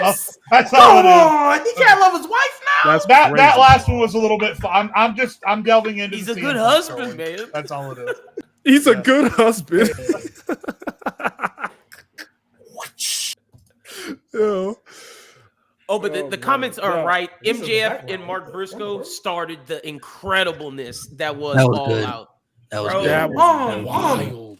Those are some of the Um, biggest tacks I've seen in my fucking life, and they were just in his Yeah, head, that was nuts. bro. I was That like, was Right. nuts. Bro, Right. especially when he So- was grinding his face in the. Oh my god. Yes. Hey, so I genuinely want to ask, and this isn't even me to be mean, even though my face is gonna make it seem like I'm trolling, but this is a genuine question, like genuine. Y'all really see Mark Briscoe as like a top single star, or are we still Fuck just no. kind of? You Are we have to still finish. just kind Fuck of no. giving him the? Are we still just kind of giving him the? I don't want to say here nigga damn, but are we just kind of giving them like, oh, we feel bad, so we're gonna push you? He's the dude that puts people over, bro. Like he had to get a win. He's been losing so many times, putting people over. easy- The just win give he him a shouldn't. win. The win he gets shouldn't be over MJF. I'm sorry. I agree. No, I agree. I was upset last night about that as well, and I was like, well, damn. But let me. But It's Mark because Briscoe's still MJF like going that, on his though. honeymoon. Is MJF's he? getting written off. Yeah. Yeah, Like for that- sure. Yes, he's still like that. Like that's what I'm asking, because me personally, I don't see him as world and I champion. really do not mean to be disingenuous and rude, but I really feel like he really just kind of like, oh, we feel bad, so we're gonna push you. Mark Briscoe's. And that's what it really feels good. to me. He So hasn't like fallen when off I as a see talent. him win these matches, Oh, what up, Phil? and when I see him Hey. go over on people, or like to me, Mark Briscoe should be getting beat 9 times out of 10. Like I don't. Oh, I I don't agree don't- with that off the bat. Seven times out of 10. Because like for example, Mo, when they put him in like the Continental Classic, and like let's say he's in a Taking bracket pins, with like for sure. Swerve, Jay White, who's And old Prada boy that Fiend was in the in chat, he made a that good was point. who's old boy that was in the chat? What's it called? That not in the chat. That was in the group with Aleister Black. Where Brody King. Like when I Brody see King, him yeah. when I see him in like a division of that, to me it's almost not believable to see Mark Briscoe beat a Brody King, or see a Mark Briscoe beat a Swerve, or see a Mark Briscoe sweep. Mark Briscoe. You think Mark Briscoe beat a Swerve is believable for real? Nah, I agree with Depends you on the this. circumstance. Swerve? No, but you talking But about like- Brody King. No, I'm Relax. talking about at the time. Maybe not Brody King now, but like at the time when they still cared about him. Like if I still see, care if about I him see, now. Still cared if I about see him now. Samoa Joe and Brody King in a match together, and Brody King wins, I think they're damn near trying to bury Samoa Joe. Like that's how I feel. I don't think You walding with that one. I see, and that's the That's thing not for right. me. I don't personally see Mark Briscoe in this light, bro. The same Like Joe he's that's not been on the trash. 0 hour forever. Mark Briscoe is not trash, but like he beats MJF, and I'm like, are we fucking That's not serious? right. Like I I damn see- near I- Bro, did you I agree not with see you what about MJF said? Briscoe. Did you not see what MJF said about? He said he told Tony Khan, if you want another Briscoe in the dirt, it's on you. You can't let him lose after that. You can't let him No. lose. Also, he going on his honeymoon, bro. He getting ripped off. hear you, but I don't care. And I Mark still don't Briscoe think that nigga should is be- still fucking amazing as an overall package. He's still fucking amazing. Agreed. He's not a bum in any way, shape, or No, form. you're right. He is not a bum. I just don't think he's a good mid card guy to me. I don't think he should be beating main eventers. I think he's an upper mid card to me. I think he's an upper mid card by like popularity, not as a package. Like because people and also Jey Uso. I'm with you. I'm with you. Jey Uso as a package. He cleared Jey Uso as an overall package. I'm literally with you though. I agree. Jey Uso is really an upper mid card. I want to make sure we're lower tier main eventer because everybody eats. But as a package, Jey Uso is not a main eventer. I'm with you. Mark Briscoe clears Jey Uso as a package. So it's even if we say that, I still don't believe. Like when I look at Mark Briscoe and I hear him, and I'm just like, it's because you think of him as a tag team guy. That's why. Is that why? It's that, but you can be a tag team guy and still elevate. I just don't think Mark Briscoe has done that. I think like when I watch Mark Briscoe, I'm not saying because it's AEW. I'm not saying he can't put on a good match, but like especially when he was doing that shit with the conglomerate or whatever it was. That's maybe what did it for me. He's still doing when he was doing that shit with the conglomerate. He's still doing it. I'm like, get this nigga off my screen, bro. I don't want to see this. No, Mark Briscoe should not be Hangman. No. I don't see him as a world champion. No, I don't care if Hangman wasn't holding the title and Hangman was still losing all the time. If Mark Briscoe beat Hangman, I'd sit there like, what the fuck are we doing? Yeah, that's a bit. I would too. That is a stretch. But like, I just don't think he should be. I just don't think he should be beating main eventers. Like, that's just me. There's the Hangman. To me, when I look at Mark Briscoe, there's the Hangman, Swerve, Kenny. Right, he should not be beating them under any circumstance. And then there's Mark Briscoe. He's under that. He's definitely under that. See, I would move Mark. There's Briscoe a run between Mark. Lower. Yeah, he's a little. Yeah, lower, like a little bit lower, and I don't think Mark Briscoe should be beating the top guys or the guys right above him.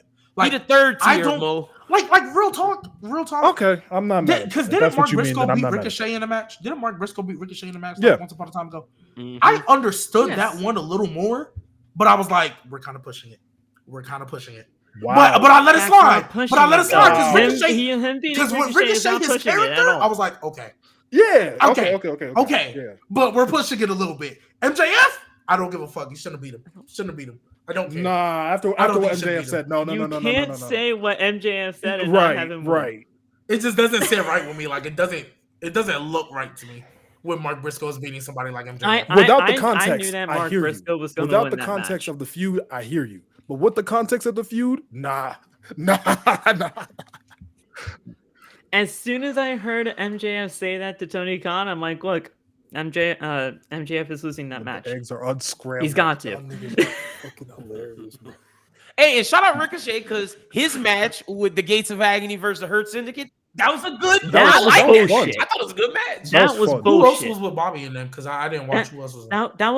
It was a fun match. But the wrong people won. No. I do not care about the Gates of Agony and Ricochet. So was the Gates of Agony and Ricochet versus Bobby Shelton, MVP. The Hurt Syndicate. Oh, MVP was actually in the match? Yeah, he was. Was crippled. But I think the story they're going to tell with that, I think the direction they're probably going to go with that is like MVP at his age and shit can't get it done. So he's probably going to bring in some young gun.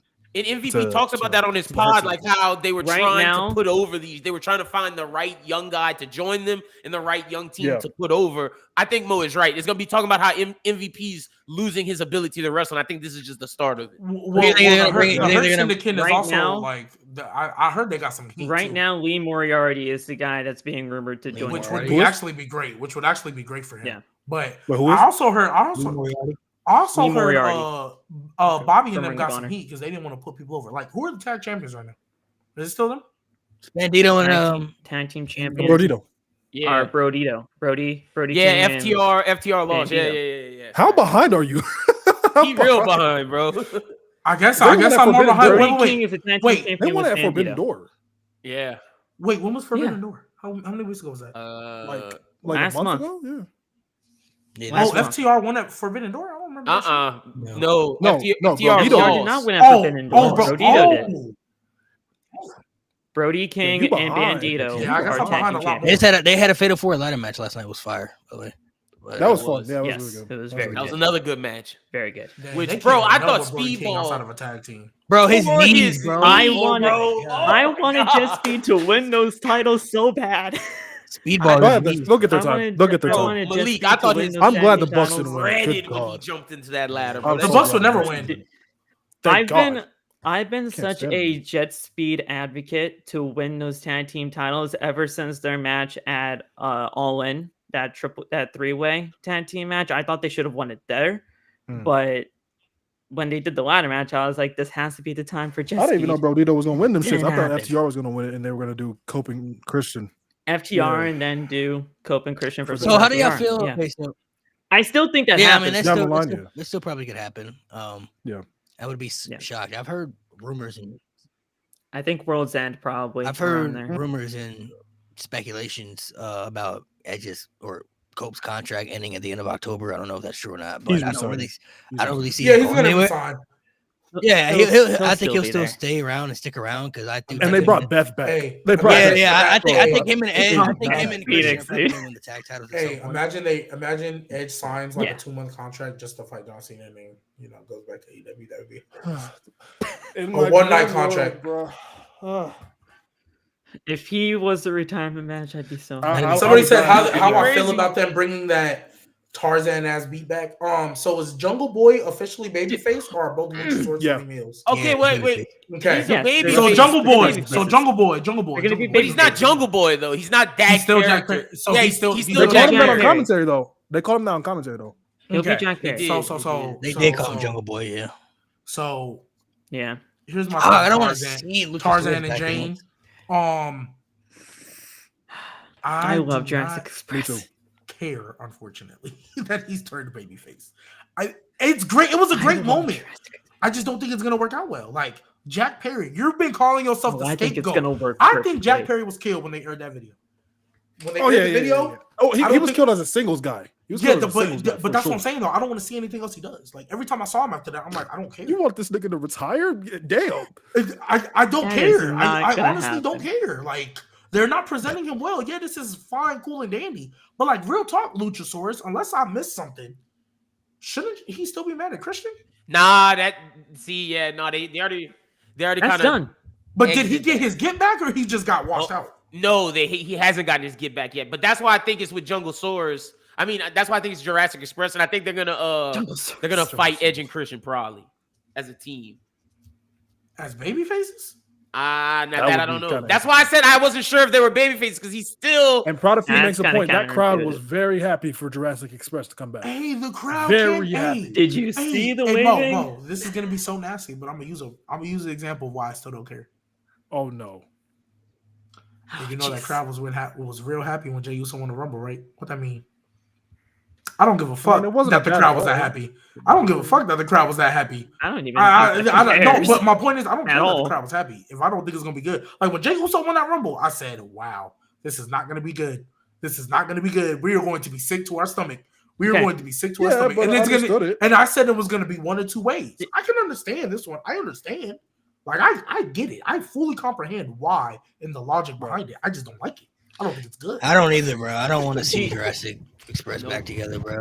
Like I want to see. Why? Gee, I got a question. I don't like Jungle Boy, bro. Like I don't want I don't care for this. I mean, I'm not a Jack Perry fan. I don't want to see Luchasaurus around here. I feel like Luchasaurus as a singles guy could be a great mid-card guy for them if they use him in a proper way. But just sticking back with Jungle Boy, bro, I ain't moved by that, bro. That tells me were you guys watching AEW during Jurassic Express? Yeah, of course. Yeah, because they were the most one of the most over tag teams in the entire division. Yeah, 3 years ago. That's cool. 3 years ago.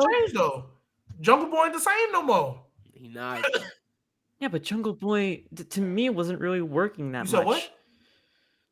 He had the heel run, right? Yeah, and the thing is, the heel run was working for a long time at that point in time. But there's something that needed to change, and now finally, you got to go back to the basics when it comes down to AEW now, man. Because when you're going back to the basics now, people are going to get behind those things again. Yeah, and that's what Jurassic Express is all about: going back to basics.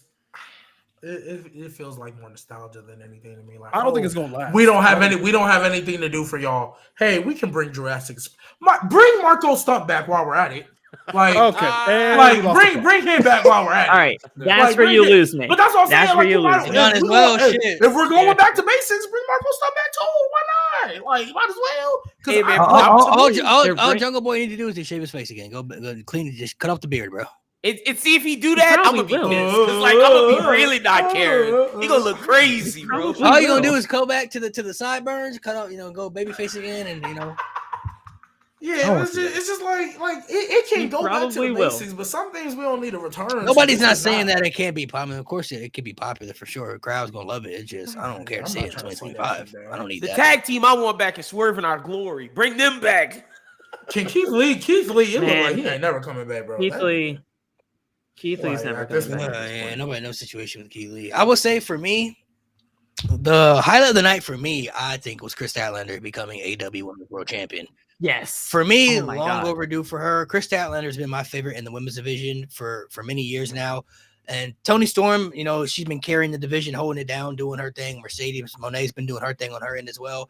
Obviously, Mariah May, when she was there, was holding it down, doing her thing as well with that story. But Chris Statlander has always been somebody who's been very consistent and very good for AEW's women's division. She has good matches. She's had a good presentation. I just feel like she was always the superstar they were looking at to help put others over for a period of time. Like, she was the one that can give you a good match, but in the end, she was going to put somebody over to help catalog somebody else up even further, which was cool. It was Gucci for a little bit, but I'm like, bro, eventually, bro, they got to give her some glory, man. She got to get that shine eventually. Chris Statlander is very good enough to be the AEW Women's World Champion. I feel like them finally striking was a good decision for me. It was a shocking decision because I definitely didn't think she was going to win. I definitely did not think she was going to win at all. Either. That threw me off. And the Fatal 4, it was cool. And, you know, I liked the match and I was happy how it was done. But I'm very excited that she's finally the champion. I feel like Toni Storm has pretty much done her bid as champion, and she'll probably become champion again eventually because I don't think she's going to go anywhere. I think she's going to stay in AEW. I think she'll be the champion again eventually. Yeah. But Chris Statlander, I feel like this is a good – here, we're going to give you your flowers, give you your respect. You've been one of our best women superstars in the division. You've earned it. You deserve it. It's your time to finally get a push now. Got it. Yeah. And the one thing that also was so happy about this is that this is the first woman in AEW's history to hold both the TBS and the Women's World Title. Oh, wow. So it's a great accomplishment for Chris Statlander as well. I'm interested to see how I'm interested to see how they're going to handle her push after she becomes champion. That's one thing, but I feel like it'll be they have a good enough roster and good enough challengers, you know, to make it work. So G about to say something nasty. I can order to look. I don't know why. The women's division's been good. Because if we what's that common phrase? Those who do not learn from history are doomed to repeat it. Oh no. When Mercedes Moné did not beat Toni Storm, I said, I knew it wasn't going to be Athena because they don't care about her in Ring of Honor. So I was like, I wonder how long Toni Storm is going to hold this. I actually like Chris Statlander. I'm glad she won. Happy for her. I was a little bit like, when she did it, but happy she won. You know what I'm afraid of, though? She going to be sacrificed to Mercedes? Not even that. I'm afraid she's going to have a Thunder Rosa. Who else won that title and didn't do shit with it after? A Saraya. The interim Toni Storm before she changed her character. A Jamie Hayter. I'm afraid that this is going to be nothing and it will just be in a footnote. Like, they've only really booked, if we really, and I hate to be a pessimist, but if we just look at it, they've only booked 3 women's reigns good. Britt Baker's, and that was kind of by default. They booked Toni Storm's really good, and then I think, actually it was Mariah. Mariah. That's what I was forgetting. Mariah. Those 3 reigns. Every other reign after that has been, what the fuck are you doing? But I feel like not WWE. Jesus Christ, we've been talking about them all show. AEW has been more consistent with the women's division. That's as of late. That's why I'm a little bit more optimistic for this. But I see what you're saying. But in the process of them being more consistent with the women's division, it's also because the 2 people that were holding down their division are just like that. One thing I will say though, my biggest fear. This is my biggest fear about Chris Statlander being champion. Oh, please don't put her in the Death Riders, bro, because they've been teasing. Brother, yes, I'm Wheeler out there total too. agreement with you there. Bro. They're gonna put her in the Death Riders. They've been teasing keep in mind, that she did Wheeler's move, bro. Carrying Darby Allin. Pac is back in that motherfucker. She won the belt with Wheeler's move. Like, it's probably gonna happen. Yeah, I know, but it's like, bro. And keep in mind, we passed that, the man bro. was carrying that, man. Like, Darby in a casket 5 minutes prior. Like to if I that. see her he come set that out boy with that, Mox if I on see her come fire. out with a case, bro, and that belt in that case, bro. I'm like, oh my god. Bro. You know, Is it just me? hey, you remember Oh, when go the ahead. Nexus died off? It wasn't shit. They made the new Nexus was a CM Punk, and then the core was made. Huh. Yeah, that's how I feel Yep. about the Death Riders still trying to add members to their shit, bro. Like, it's done. I thought We're you meant they're past gonna it. do, like, two Oh, it's separate- We're still- past it. Oh, I've We're past I've it, been bro. done We're with the done. Death We're Riders good. ever since its Yeah, I inception. mean, honestly. it might Like, can happen we have because the? they Can we been- have another Death Rider? All they in should have have- been the end. Hold on, the- so they have been planting the seeds for Mm-hmm. that. So if for sure, probably it's gonna happen. I just don't. I personally just don't think it should happen. Is Marina still there? Or what happened to her? She's still there. Yes, Marina's still there. So they just have Marina's another still girl? Pac's there, back being now. I saw Pac came back. Mhm. Shout out Pac because I do like him. I hate that he cut his hair, but I do think Pac is. Didn't like his haircut either, bro. I hate the Didn't like haircut, but I do. Me neither. I think Pac is one of the I didn't even more- realize it was him until the face Yeah, reveal. because I do think Pac is one of the more underrated wrestlers like ever. Like for whatever reason, I feel like Oh, he yeah. doesn't get enough love. But I hate the haircut, and I'm not gonna lie, it kind of killed it for me. I was like, I liked it better when you too came out bald with the up wristbands top. on your arms and your hair. Gee, you need to I make didn't that even t-shirt, think bro. of I've Pat- counted it at least 10 times. You need that t-shirt. ASAP. Yeah, I'm not gonna lie. I didn't even think of Pat coming back during that match. I didn't. I thought like Death Rider bullshit would happen, but I didn't even expect Pat to So come back. is there. this AEW's at Bull all. Club? No, No. No. No, not This at is- all. this is- no. this is It's AEW. not that far. Let's see how many members they I ain't keep. gonna lie. The Death Rider is gonna be AEW's bloodline, but Solo's version though. Solo's bloodline. Brother, Jeez. ugh. Bad version of the Oh, ball. a group that should have died a long time ago, but keeps fucking growing. Yeah. Super chat here. What's your guys' opinion on how Rollins and Punk or Rollins and Reigns rivalry end? Do you think WrestleMania 42 will be Roman versus Jay for the Ula Fala? What the fuck? No That to the was second weird. question. I was like, No to the second that second that question question. lead after the first one. No. I don't. Now, listen, they have There's no kind of relation. been. I don't know if they're teasing about Jay going after the Ula Fala or not. I don't know. But the way I'm looking at it, respectfully, I don't think anybody should be holding that Ula Fala other than Roman Reigns. And if anybody is going to get it, you have to be able to match Roman Reigns' level. After what Roman gave us, you got to be able to give me something like that. And Jay Jay Uso's Uso's not doing that. He's not that guy. And Jacob Fatu maybe could have No. at one point until they killed him off. I don't know. This if is anything how, we can do. this is how it should go. This is literally how this should go. Rollins and Punk at the Royal Rumble. Reigns cost Rollins the World Heavyweight title. Rollins and Reigns, WrestleMania 42. And CM Punk can then go feud with whoever won the Royal Rumble. Whether that be Sami Zayn, even though I don't want to see it, which is starting to look less and less likely now that he's on SmackDown and has the US title. Whether that be Drew McIntyre, whether think that it's not be, even I don't care who it is. I don't care who wins the Royal Rumble. That's who goes after CM Punk.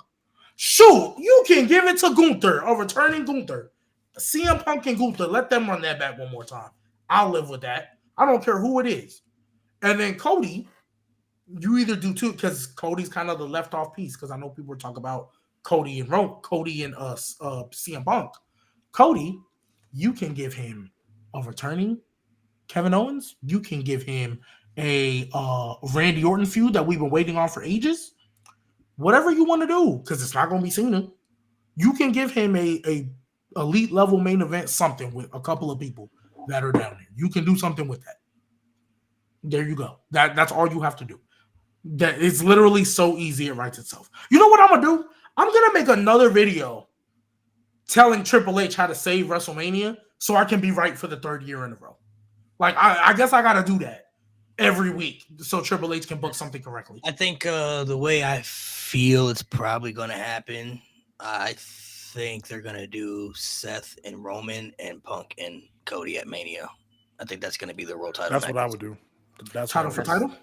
Yeah. No, it's going to Roman and Punk. Roman and Seth's going to be for the world heavyweight title, and Punk is going to challenge Cody for the WWE championship. That's going to be their Who was that match? Roman or Punk? Probably. I don't know, man. I don't know.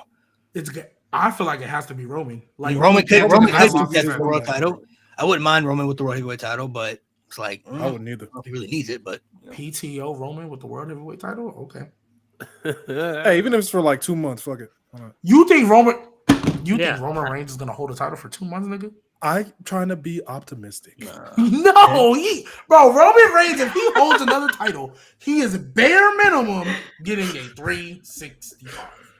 He won't. Hey, you want to know why, Mo? You want to know why, Mo? Because if Roman wins that title, you know what that Saudi president gonna be? Yeah, we need Roman as champion for the Roman and Rock. We need Roman. Hey, bro, Roman Rock. Yeah, we need Roman Rock. Yeah, I hope y'all know that happened in Saudi Arabia. Yeah, it is. Yeah. If it doesn't happen, then I'm done. Happening. If it doesn't happen, it's never happening. I've been done, Mo, but that's happening there. Right now. This is 2025. WrestleMania in Saudi Arabia is in 2027. I will be shocked if Roman and Rock is not night 2 WrestleMania Saudi Arabia main event. Title or no title, it don't matter. The money is there. Everything's there now. Everything that they possibly want is going to be there for that to happen. I will be shocked if that doesn't happen in Saudi Arabia. Here's the thing. That man will be 55 by the time that time comes around. 54, possibly. 54. What's the problem? Either way, I do not care to see Dwayne in the main event of some Saudi Arabia WrestleMania at the age of 54, 55 years old. They really about to surpass WrestleMania 9. Ugh. I haven't cared. I haven't cared about relax. the Roman Rock match since WrestleMania 38. And yeah, like if they weren't going to do it then, I just don't want to see it now at the age of 54, 55 years old. Well, I hate to break it to you, but that's for sure going to be the main event. It's going to happen. Sure I know it's going to happen. And guess what? It's actually going to be a good one. It's actually going to be a good one. It's not going to be good. I'm last telling you guys last time he was in the ring, did he not cook? It's going to be as good as people last think time The Rock was in the ring, did he not cook? Yeah, 3 other niggas around him. What that mean? He cooked himself. Yeah, you can have 3 other people around you and suck. Perfect example. Karrion Kross in that 5-way with all the other wrestlers. It was easily noticeable. Karrion Kross was the worst one in that match. That's when he was in his peak. That was bald Karrion Kross. He can look chiseled out of granite, but that don't mean you're not going to be able to have people to support you.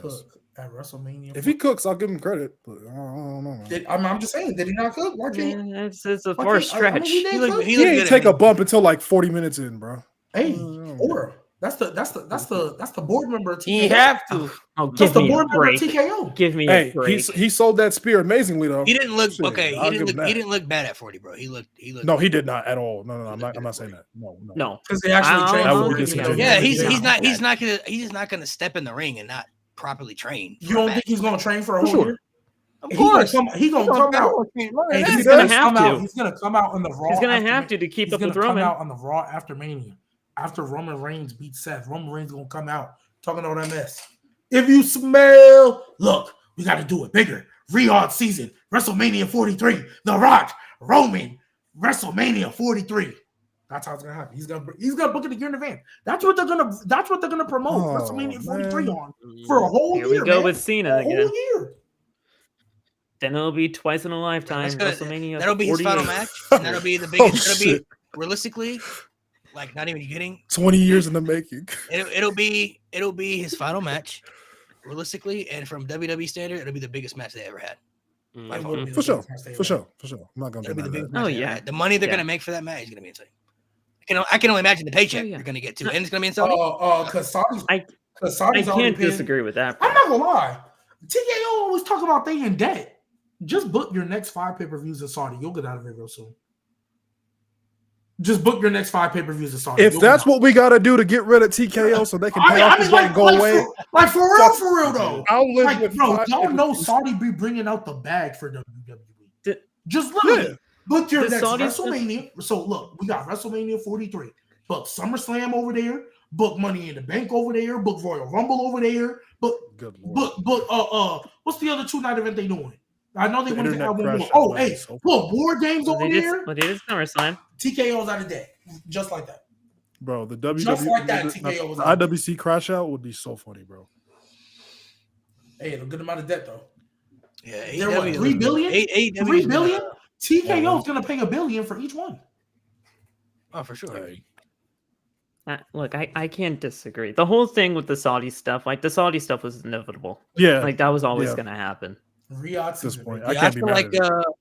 I'm just numbing at this point. That match is inevitable. Happen. Like, it'll be the biggest match WWE's ever had. Rock and Roman Saudi Arabia should have shattered records because they'll bring the casual fans are going to watch realistically, and they'll bring in the people who are past fans who don't even watch, but The Rock's going to be in there. Oh, God, we're going to see The Rock wrestle. You know what I mean?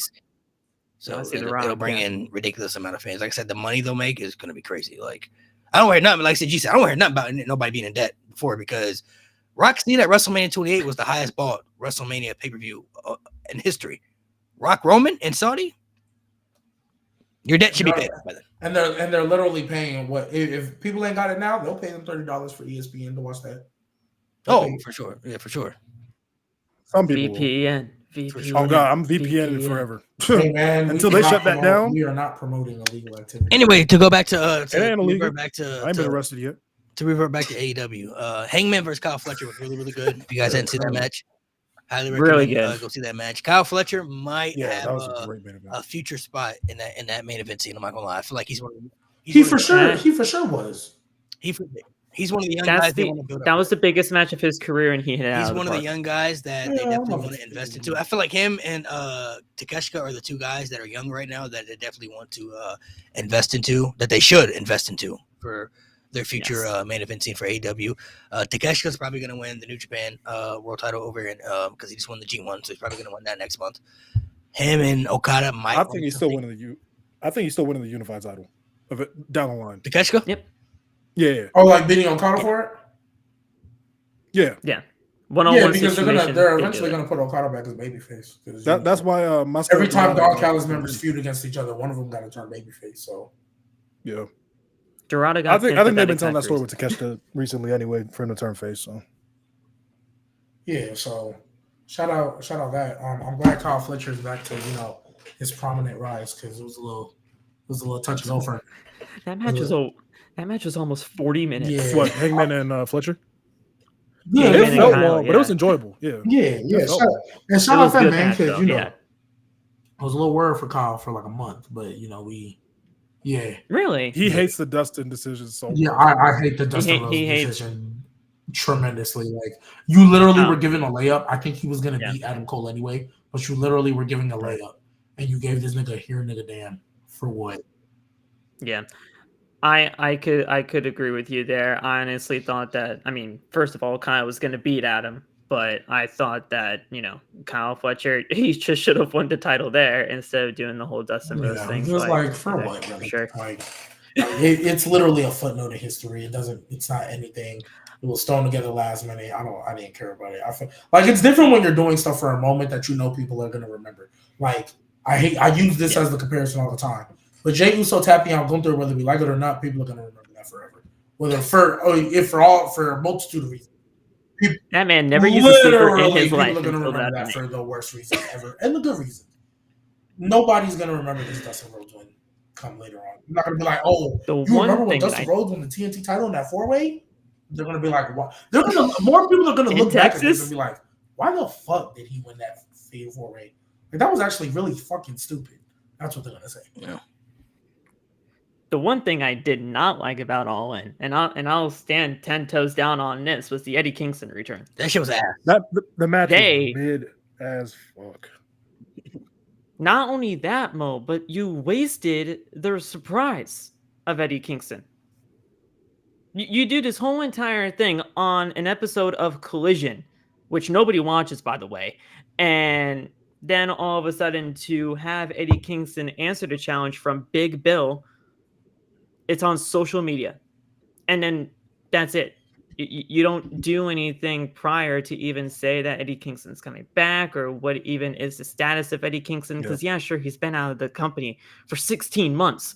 It's been that long.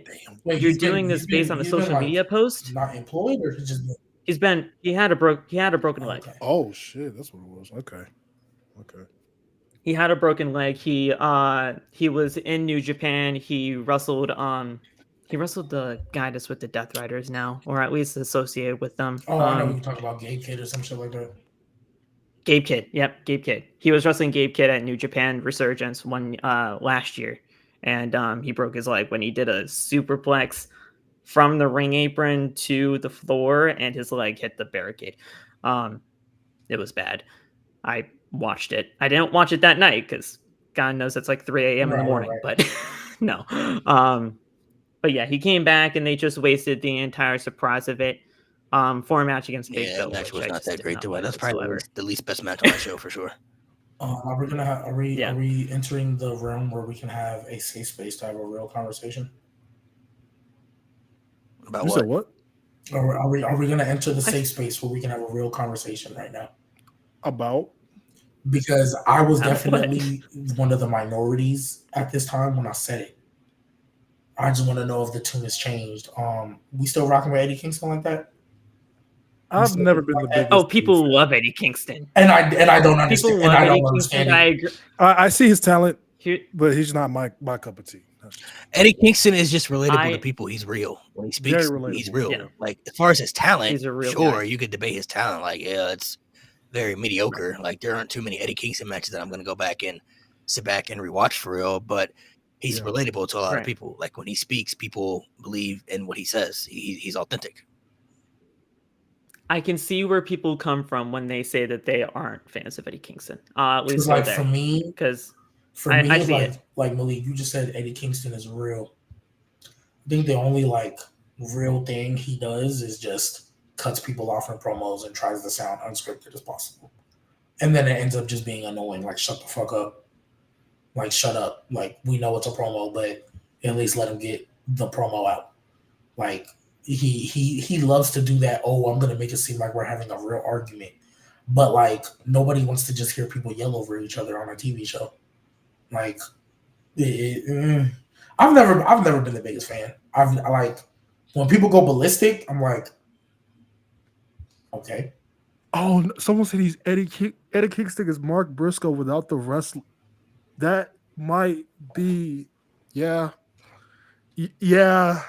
Now Yeah. you see what I mean, Mo. Now you see. No, but what Mark I mean? Briscoe has that wrestling though. He's very. But good it's in the still, ring. but like, it's not enough. Mark Briscoe has It's the not wrestling. enough for me though. Not enough. Yeah, Eddie Kingston has a certain ceiling. Like, like I said, when it comes to his in-ring talent, there aren't really too many Eddie Kingston matches that I would personally go back and sit there and be like, oh, that was a classic. That was Graps right there. But I understand why he has a connection with certain people. He's authentic to them. When he speaks, they believe in what he says. They live vicariously through him. It's like, you know, to give an example, Jey Uso, for an example, people who like Jey Uso genuinely don't care that he's mediocre in the ring. They like Jey Uso because they believe in his Don't get gimmick. me They started. believe in who he is. He's cool to them.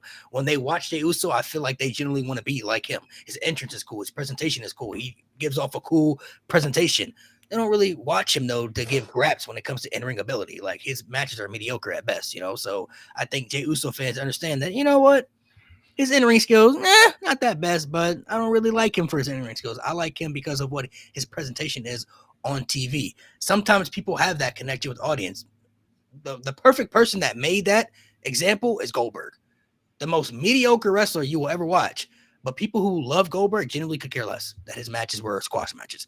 They loved Goldberg because of the presentation that they saw of his character on TV. His entrance was insane. He was super believable to beat people like that in convincing fashion at his peak, you know? So Goldberg at his peak was super relatable to a lot of people. They could care less that he could wrestle.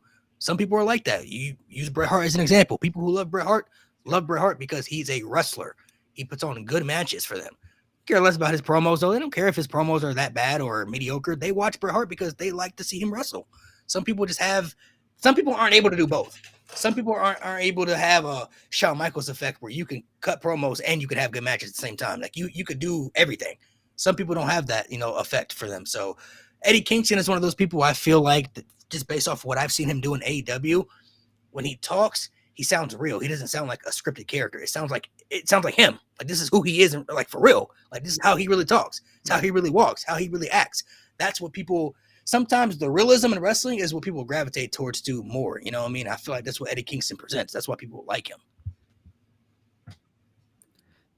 The thing that I've heard a lot of people compare Eddie Kingston to, the person, I should say, and this is going to sound really crazy. So I'm prepared for G to even just go off the rails for this one, but Dusty Rhodes. A lot of people compared him to Dusty Rhodes with how real he was. Like, he can always seem to be at least possibly getting to that mountaintop, but then at the end of the day, it just doesn't really work out for him in the end. But because of the relatability, because of the realness that he brings to the table, people just get behind him and they want to see him at least get to that level, even though it possibly just won't happen. So that was the early days of AEW. Now it's 2025 and he literally just came back. So now we gotta see where AEW and Tony Khan are going to position him moving forward.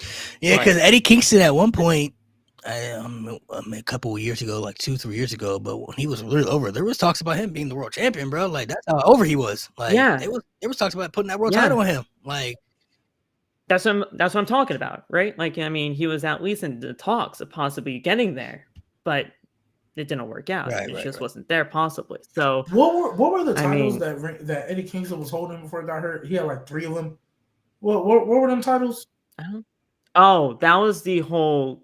Right, but he had like 2 titles. Ring of Honor won the Continental Classic title. He was the Ring of Honor World Champion at the time. And the New Japan one, right? One of the New Japan champions. There was a New Japan title. Yeah, when he was walking around with 3 belts, I'm not gonna lie, that shit was ass. This is probably around the time I was tuned out. Yeah, I'm not gonna lie, that shit was ass. That shit was ass. The thing is, I watch this product weekly because I do a post show after the show. Let me ask everybody else. He already gave his answer, so he ain't got to answer this. Who's somebody in AEW that you don't appeal to? Then he already gave his answer. So, oh god, yeah, that's what it was. I would say Ospreay, but Ospreay started to grow on me when he left, or when he was leaving. Trader. The Bucks. They're great. They're an all-time great tag team, but I just never clicked with the Bucks at all. Really? Never liked the Young Bucks. Interesting. One of the absolute greatest tag teams of all time, though. I'm not going to deny that. Okay. It was the Ring of Honor World title, the Continental Championship, and then the New Japan Strong World title. So yeah, he had the 3 titles. I'll rock with Orange Cassidy heavy too. That's crazy. He won me over with that international title. He won me over with that. Not even before that, bro. I'm not gonna lie. I pop every time. Let Phil give his answer. I don't even know. There's so many people in this goddamn company that I don't even remember half of them. It could be somebody past or present though. Yeah. Damn. No, well, for the longest time before she was even when she was actually getting pushed heavy, Abaddon. She's not in the company anymore.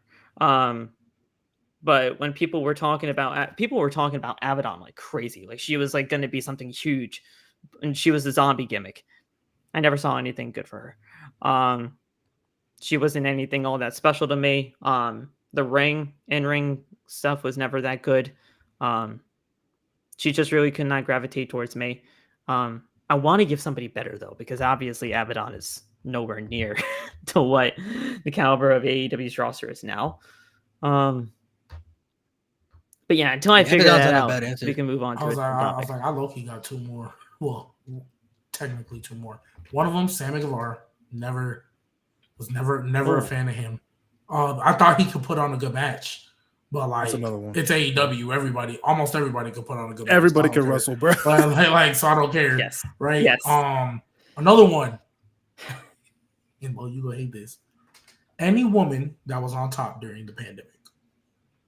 More specifically, Hikaru Shida. I knew Hikaru Shida. More specifically, Hikaru Shida. She is a pandemic merchant. The fact that she is a 3-time AEW Women's Champion is insane to me. Gang. Insane. Imagine if we came up and I told imagine Mo, if I was telling you, obviously wrestling-wise, there's a drop-off, but just hear me out. Imagine if I told you, hey, Mo, let's say you was just coming to WWE. I was trying to fill you in on the women's division. I was like, yeah, we got, Bianca Belair. We got Rhea Ripley. Oh, yeah, Carmella was a 3-time women's champion. You're like, Carmella? Our true tag team partner, Carmella? Her?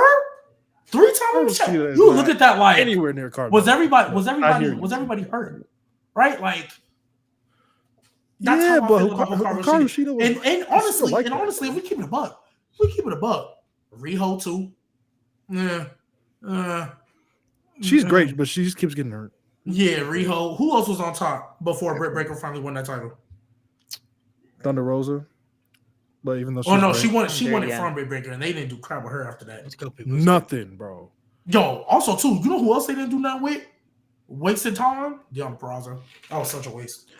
That was diabolical waste. Diabolical waste, bro. Diabolical waste. They are wasting her Deonna talent Purrazzo beyond just doing belief. nothing, bro. It's crazy. Oh, Bro, when she went over there, I was I'm just like, ooh, they gonna after that Wait. run she just came off of it. Ooh, yeah, this women's division gonna have a problem. So you know who she was? I'll say for me, Tyra Valkyrie. I'm gonna say for me. I got one now, finally. But Nick Wayne. Oh, yeah. I cannot get behind the kid right now. It's not even what he was doing right now, honestly. With the whole What is Nick Wayne actually? the matriarchy thing with his mother and Kip Sabian. It's not even that. This nigga's 20. Didn't he? First of all, I never even 20. knew who the kid was at first when he came in. Yeah, Nick Wayne is 20. He's like 20 years old. Yeah, he's 20, bro. He's 20. I think he started wrestling with them at 18. Like literally, as soon as he could get signed, he been wrestling with them. He got started like last year, I think. At like 18, 19 years old. But yeah, he's got a lot of like raw skill. Yeah, but they need to work on it.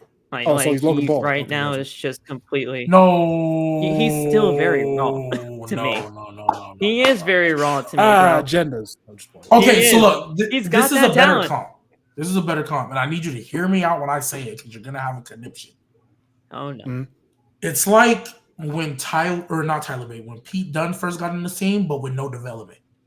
So when Pete Dunne first got here, he had the performance center. He was able to hone everything. Nick Wayne is talented. He can actually go in the ring, but they don't have a performance center. So it's honestly like he's just going out there jumping off. His reps is TV. Yeah, go his to reps the is Nightmare TV. Factory. You got that right there. Learn from people. What you mean? I do watch AEW. I just be behind sometimes. I watch out every week. I would say probably my answer. Clips. I would say probably my answer. I'm not gonna lie, it's this Jungle Boy, man. He's so Jack Perry's a singles. Yeah, I'm with that. Bro, like, what are y'all singles wise? What do y'all see in this man, bro? Like, I don't understand. I don't know if y'all just appeal to him because y'all attracted to him or whatever it is, bro. But like, as far as a wrestler or the package, he's not somebody that moves me, bro. Like, I don't see. He was always a I don't see it, bro. I don't see what people see in him. Like, he doesn't do anything for me as a singles guy, even as a tag team guy. When he was with Jurassic Express, they were really popular. But I always felt, even despite the dinosaur gimmick, Luchasaurus was somebody that you really could use as a singles guy, as either a monster or an opposing threat, like by himself. Like, he could do great things alone, even with that dinosaur gimmick, if they wanted to present it that way. But he stuck with Jack Perry and Jungle Boy and stuff, man. I don't know, man. He don't do nothing for me. But that's the one thing that AEW always lacks is that they never book the big guys well. They never do. They never have from the very moment of their existence. The only one they got right was Joe and Brody Lee when he first came in. Joe and Brody Lee. And Brody. Bro, I knew it was Raps when they messed up. Wardlow, bro, at his peak, bro. Like, that was a. Lance Archer could be doing a hell of a lot more things right now. And that's another one. I never want to see Lance Archer on my TV screen ever again. I can't. Is he still under contract? He should have won. He should have won that TNT title, not Cody. Lance Archer. First? Yes, he is. Real brother. Cody was the right first champion. He was the right first champion. The thing is, they only gave Cody the TNT title because at the end of the day, he couldn't challenge for the world title. So the thing, like, that's what made him a perfect first champion, in my opinion. That's what made him a perfect first champion. I never would. I think Lance Archer really could have been something big for AEW as a big guy if they actually wanted to do something with him. But now he's stuck into Don Callis' family with the rest of the 12 that they got under contract with that family, which is ridiculous, by the way, when only 3 of them matter. Lance Archer do? And then the other group I didn't like either, bro. What's them dudes? He does nothing. I forgot the name. They had the mask and stuff like that, man. There was like 12 of them. They had like numbers attached to their names. Dark Order. Yeah, bro. No, they had a little bit of potential at first. Yeah, when Brody Lee was there. Yeah, they had a little. Brody Lee was cool, but talking about them as a group, no, she was ass. Nah, they had a little bit of potential. I thought they could have did a little something.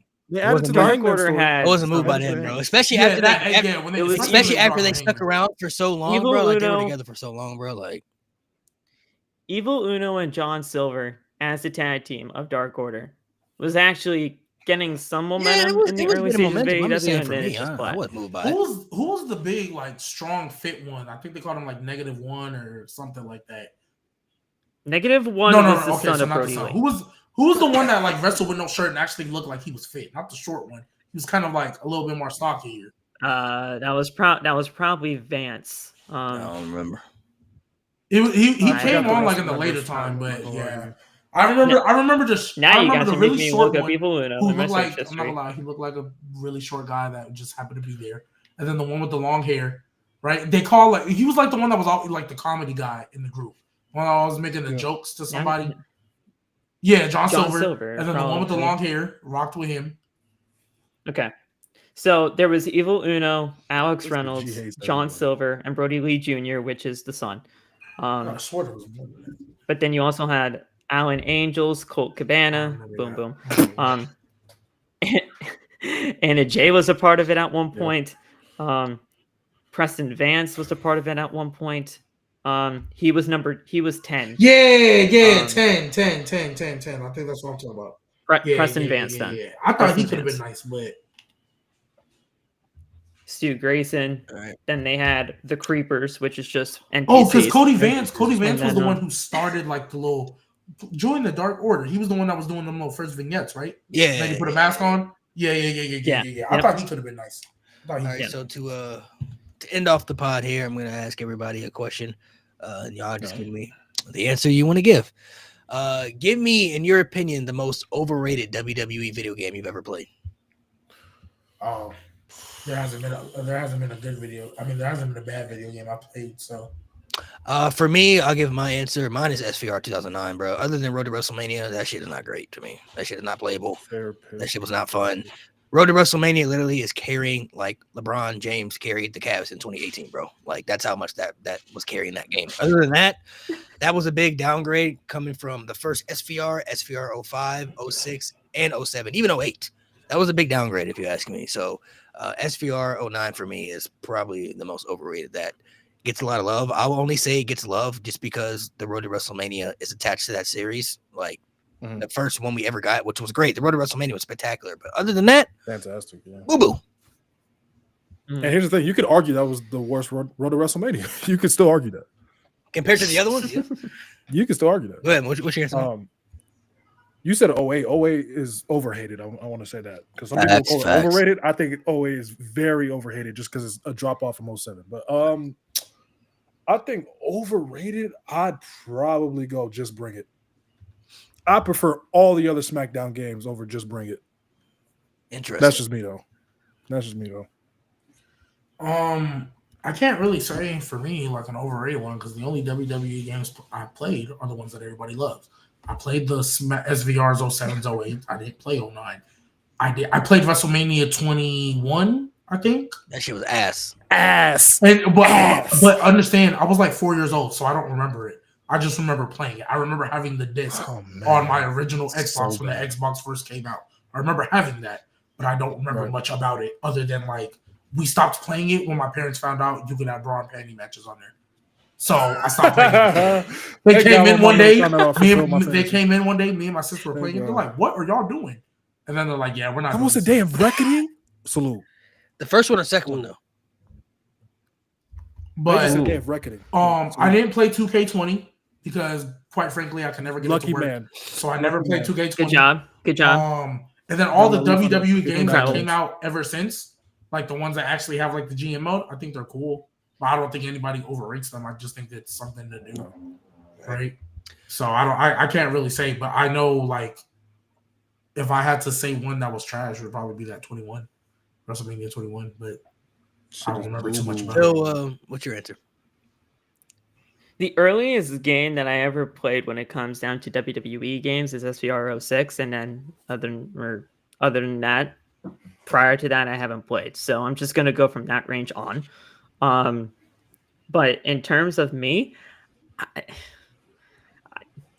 I look back at SVR 08 now and say, like, this game wasn't as bad as many people say, but during the time and my early stages of playing WWE video games, it was 08. I just did not care for much that happened in that game. And the thing is, like, I felt like when it came down to the overall downgrade from what SVR 08 was compared to 07, I was like, yeah, man, this game is not really all that good for me. That's another one that I honestly but did not like care for with WWE 12, bro. I was not great. You tweaking. Well, You tweaking. Who's on that cover? Because I don't remember. Randy Orton. Randy. That's the most underrated game to me. The road to WrestleMania was fun, but other than that, the gameplay is the same from 13 though. 13 was a lot better. And Universe mode was perfect. That Universe mode was beautiful. The Universe mode to me was like, it was okay. Like, I don't really care for Universe mode in most games, but what's the WWE game that's got Jasper Troy's gimmick on there? Jasper Troy. The Lock. Oh God. Which one is that one? Oh, that's 23. Oh, The Lock. Oh, that's 23. Yeah, The Lock was 23. Yeah, I just know like that. Like My WWE Rise, I hated. WWE 12 wasn't like Me too. terrible, but that's definitely one that I have not gone back and replay. Like, there's nothing about that game that I want to go back and play. Where do y'all even be going? I think to find between these games you 11 can and 13 replay? is That's kind what of. I need to do. So you just go back and buy them again. No, Yeah, like, literally. I got the whole stack right here. okay, so From do y'all buy them on the 360 or do y'all buy them on like regular? Like, what do y'all buy them on? Yeah, 360, whatever the consoles. You can play 360 PS2. games on. No, it's just I still have my old consoles. Oh, that's why. I literally bought N64 to play No Mercy. I still got my 360. Yeah, I don't have my old console, so that's what I was wondering about. Yeah, like I said, it wasn't like a terrible game, but I don't know. People be gassing that game a little too much for me. Like, it was cool, but there's a lot of other games better than that game, bro. Like, that's a good WWE game, but I just think it's underrated. They do not care about Universe mode not in the nowadays, I'll say echelon. that. Man, 12 Universe mode has so much detail. Universe mode would be a lot better if we can do it like online. That'd be dope. That'd be dope. Because they just introduced crossplay. All you gotta do is bring some GM mode elements in there. The old GM mode elements. Old GM mode elements. Yeah. And even GM mode now, like, it's better than not having it. I don't care It's about better the than GM not mode. having I go back nothing, to but it's 07. not the same, bro. It's not the same. I see people GM mode's fun, bro. 07. I enjoy playing GM mode can be fun, but because of we know what, like, especially online too. Playing online is real fun. Well, because my thing is, like, I hate, like, well, like, for sure, 07's I not for GM sure mode. hate one how, like, you don't get access to the full roster. It's just whatever they randomize that day. Yeah. You have to buy bigger arenas and Yeah. Like try to And that part I way, don't even though that part I never don't a even thing. hate. But I want it to be like I think if we could combine GM mode and Universe mode, I think that would be a perfect blend. Like you have I hate the Universe roster mode, thing. you have your Raw, SmackDown, and NXT, right? And like let's say you guys are competing, one has one brand, one whatever. You still do the same draft, right? You can even still have all the different perks and stuff from that too. Like you can do all that, but I want to be able to like have a little bit more hands-on control about how things go. Basically the old school. Yeah, like I want to have a little bit more hand. Yeah, old school. That's why I go back to 07. That's why I go back to 07. Well, I'm not gonna go buy a 360 just to play that. I play 07 almost every single. It's my favorite time game when I of get all into time. It is crazy because I won't go back to the best WWE game for sure. It's crazy because I won't go back to get a 360 to play 07, but I will definitely go back and buy a PS3 again or a PS2 so I can play Midnight Club 3 Dub Edition and so I can play Guitar Hero 3. Because those two games. That's why I rebought my PS2, bro. I still have the games, but my you still have Midnight Club 3 Dub Edition, and it has to be the Dub Edition. It can't be Midnight Club 3 Dub Edition is by far the best racing game. It's better than Need for Speed.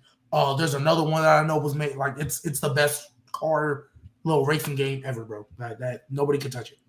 That's what I need to buy. I need to buy NBA Street Volume 2. That's what I need to buy. So, all right. So this is the last question I'm gonna ask. What's everybody's top 3 WWE video games of all time? Your top 3. No order. Doesn't have to be in order, but your top 3 all time. I go back and forth between Here Comes the Pain and SVR07 at number 1. I'm on. Oh, you're not done. My phone. There you go. I'd say 11's in there. Or only got 3 spots, so top 3. Top 3. Fuck. My top 3 is pretty easy. Mine for me is No Order, SmackDown, Here Comes the Pain, SVR 06, and SVR 07. That's my 3 right there, bro. That's valid. That's very valid.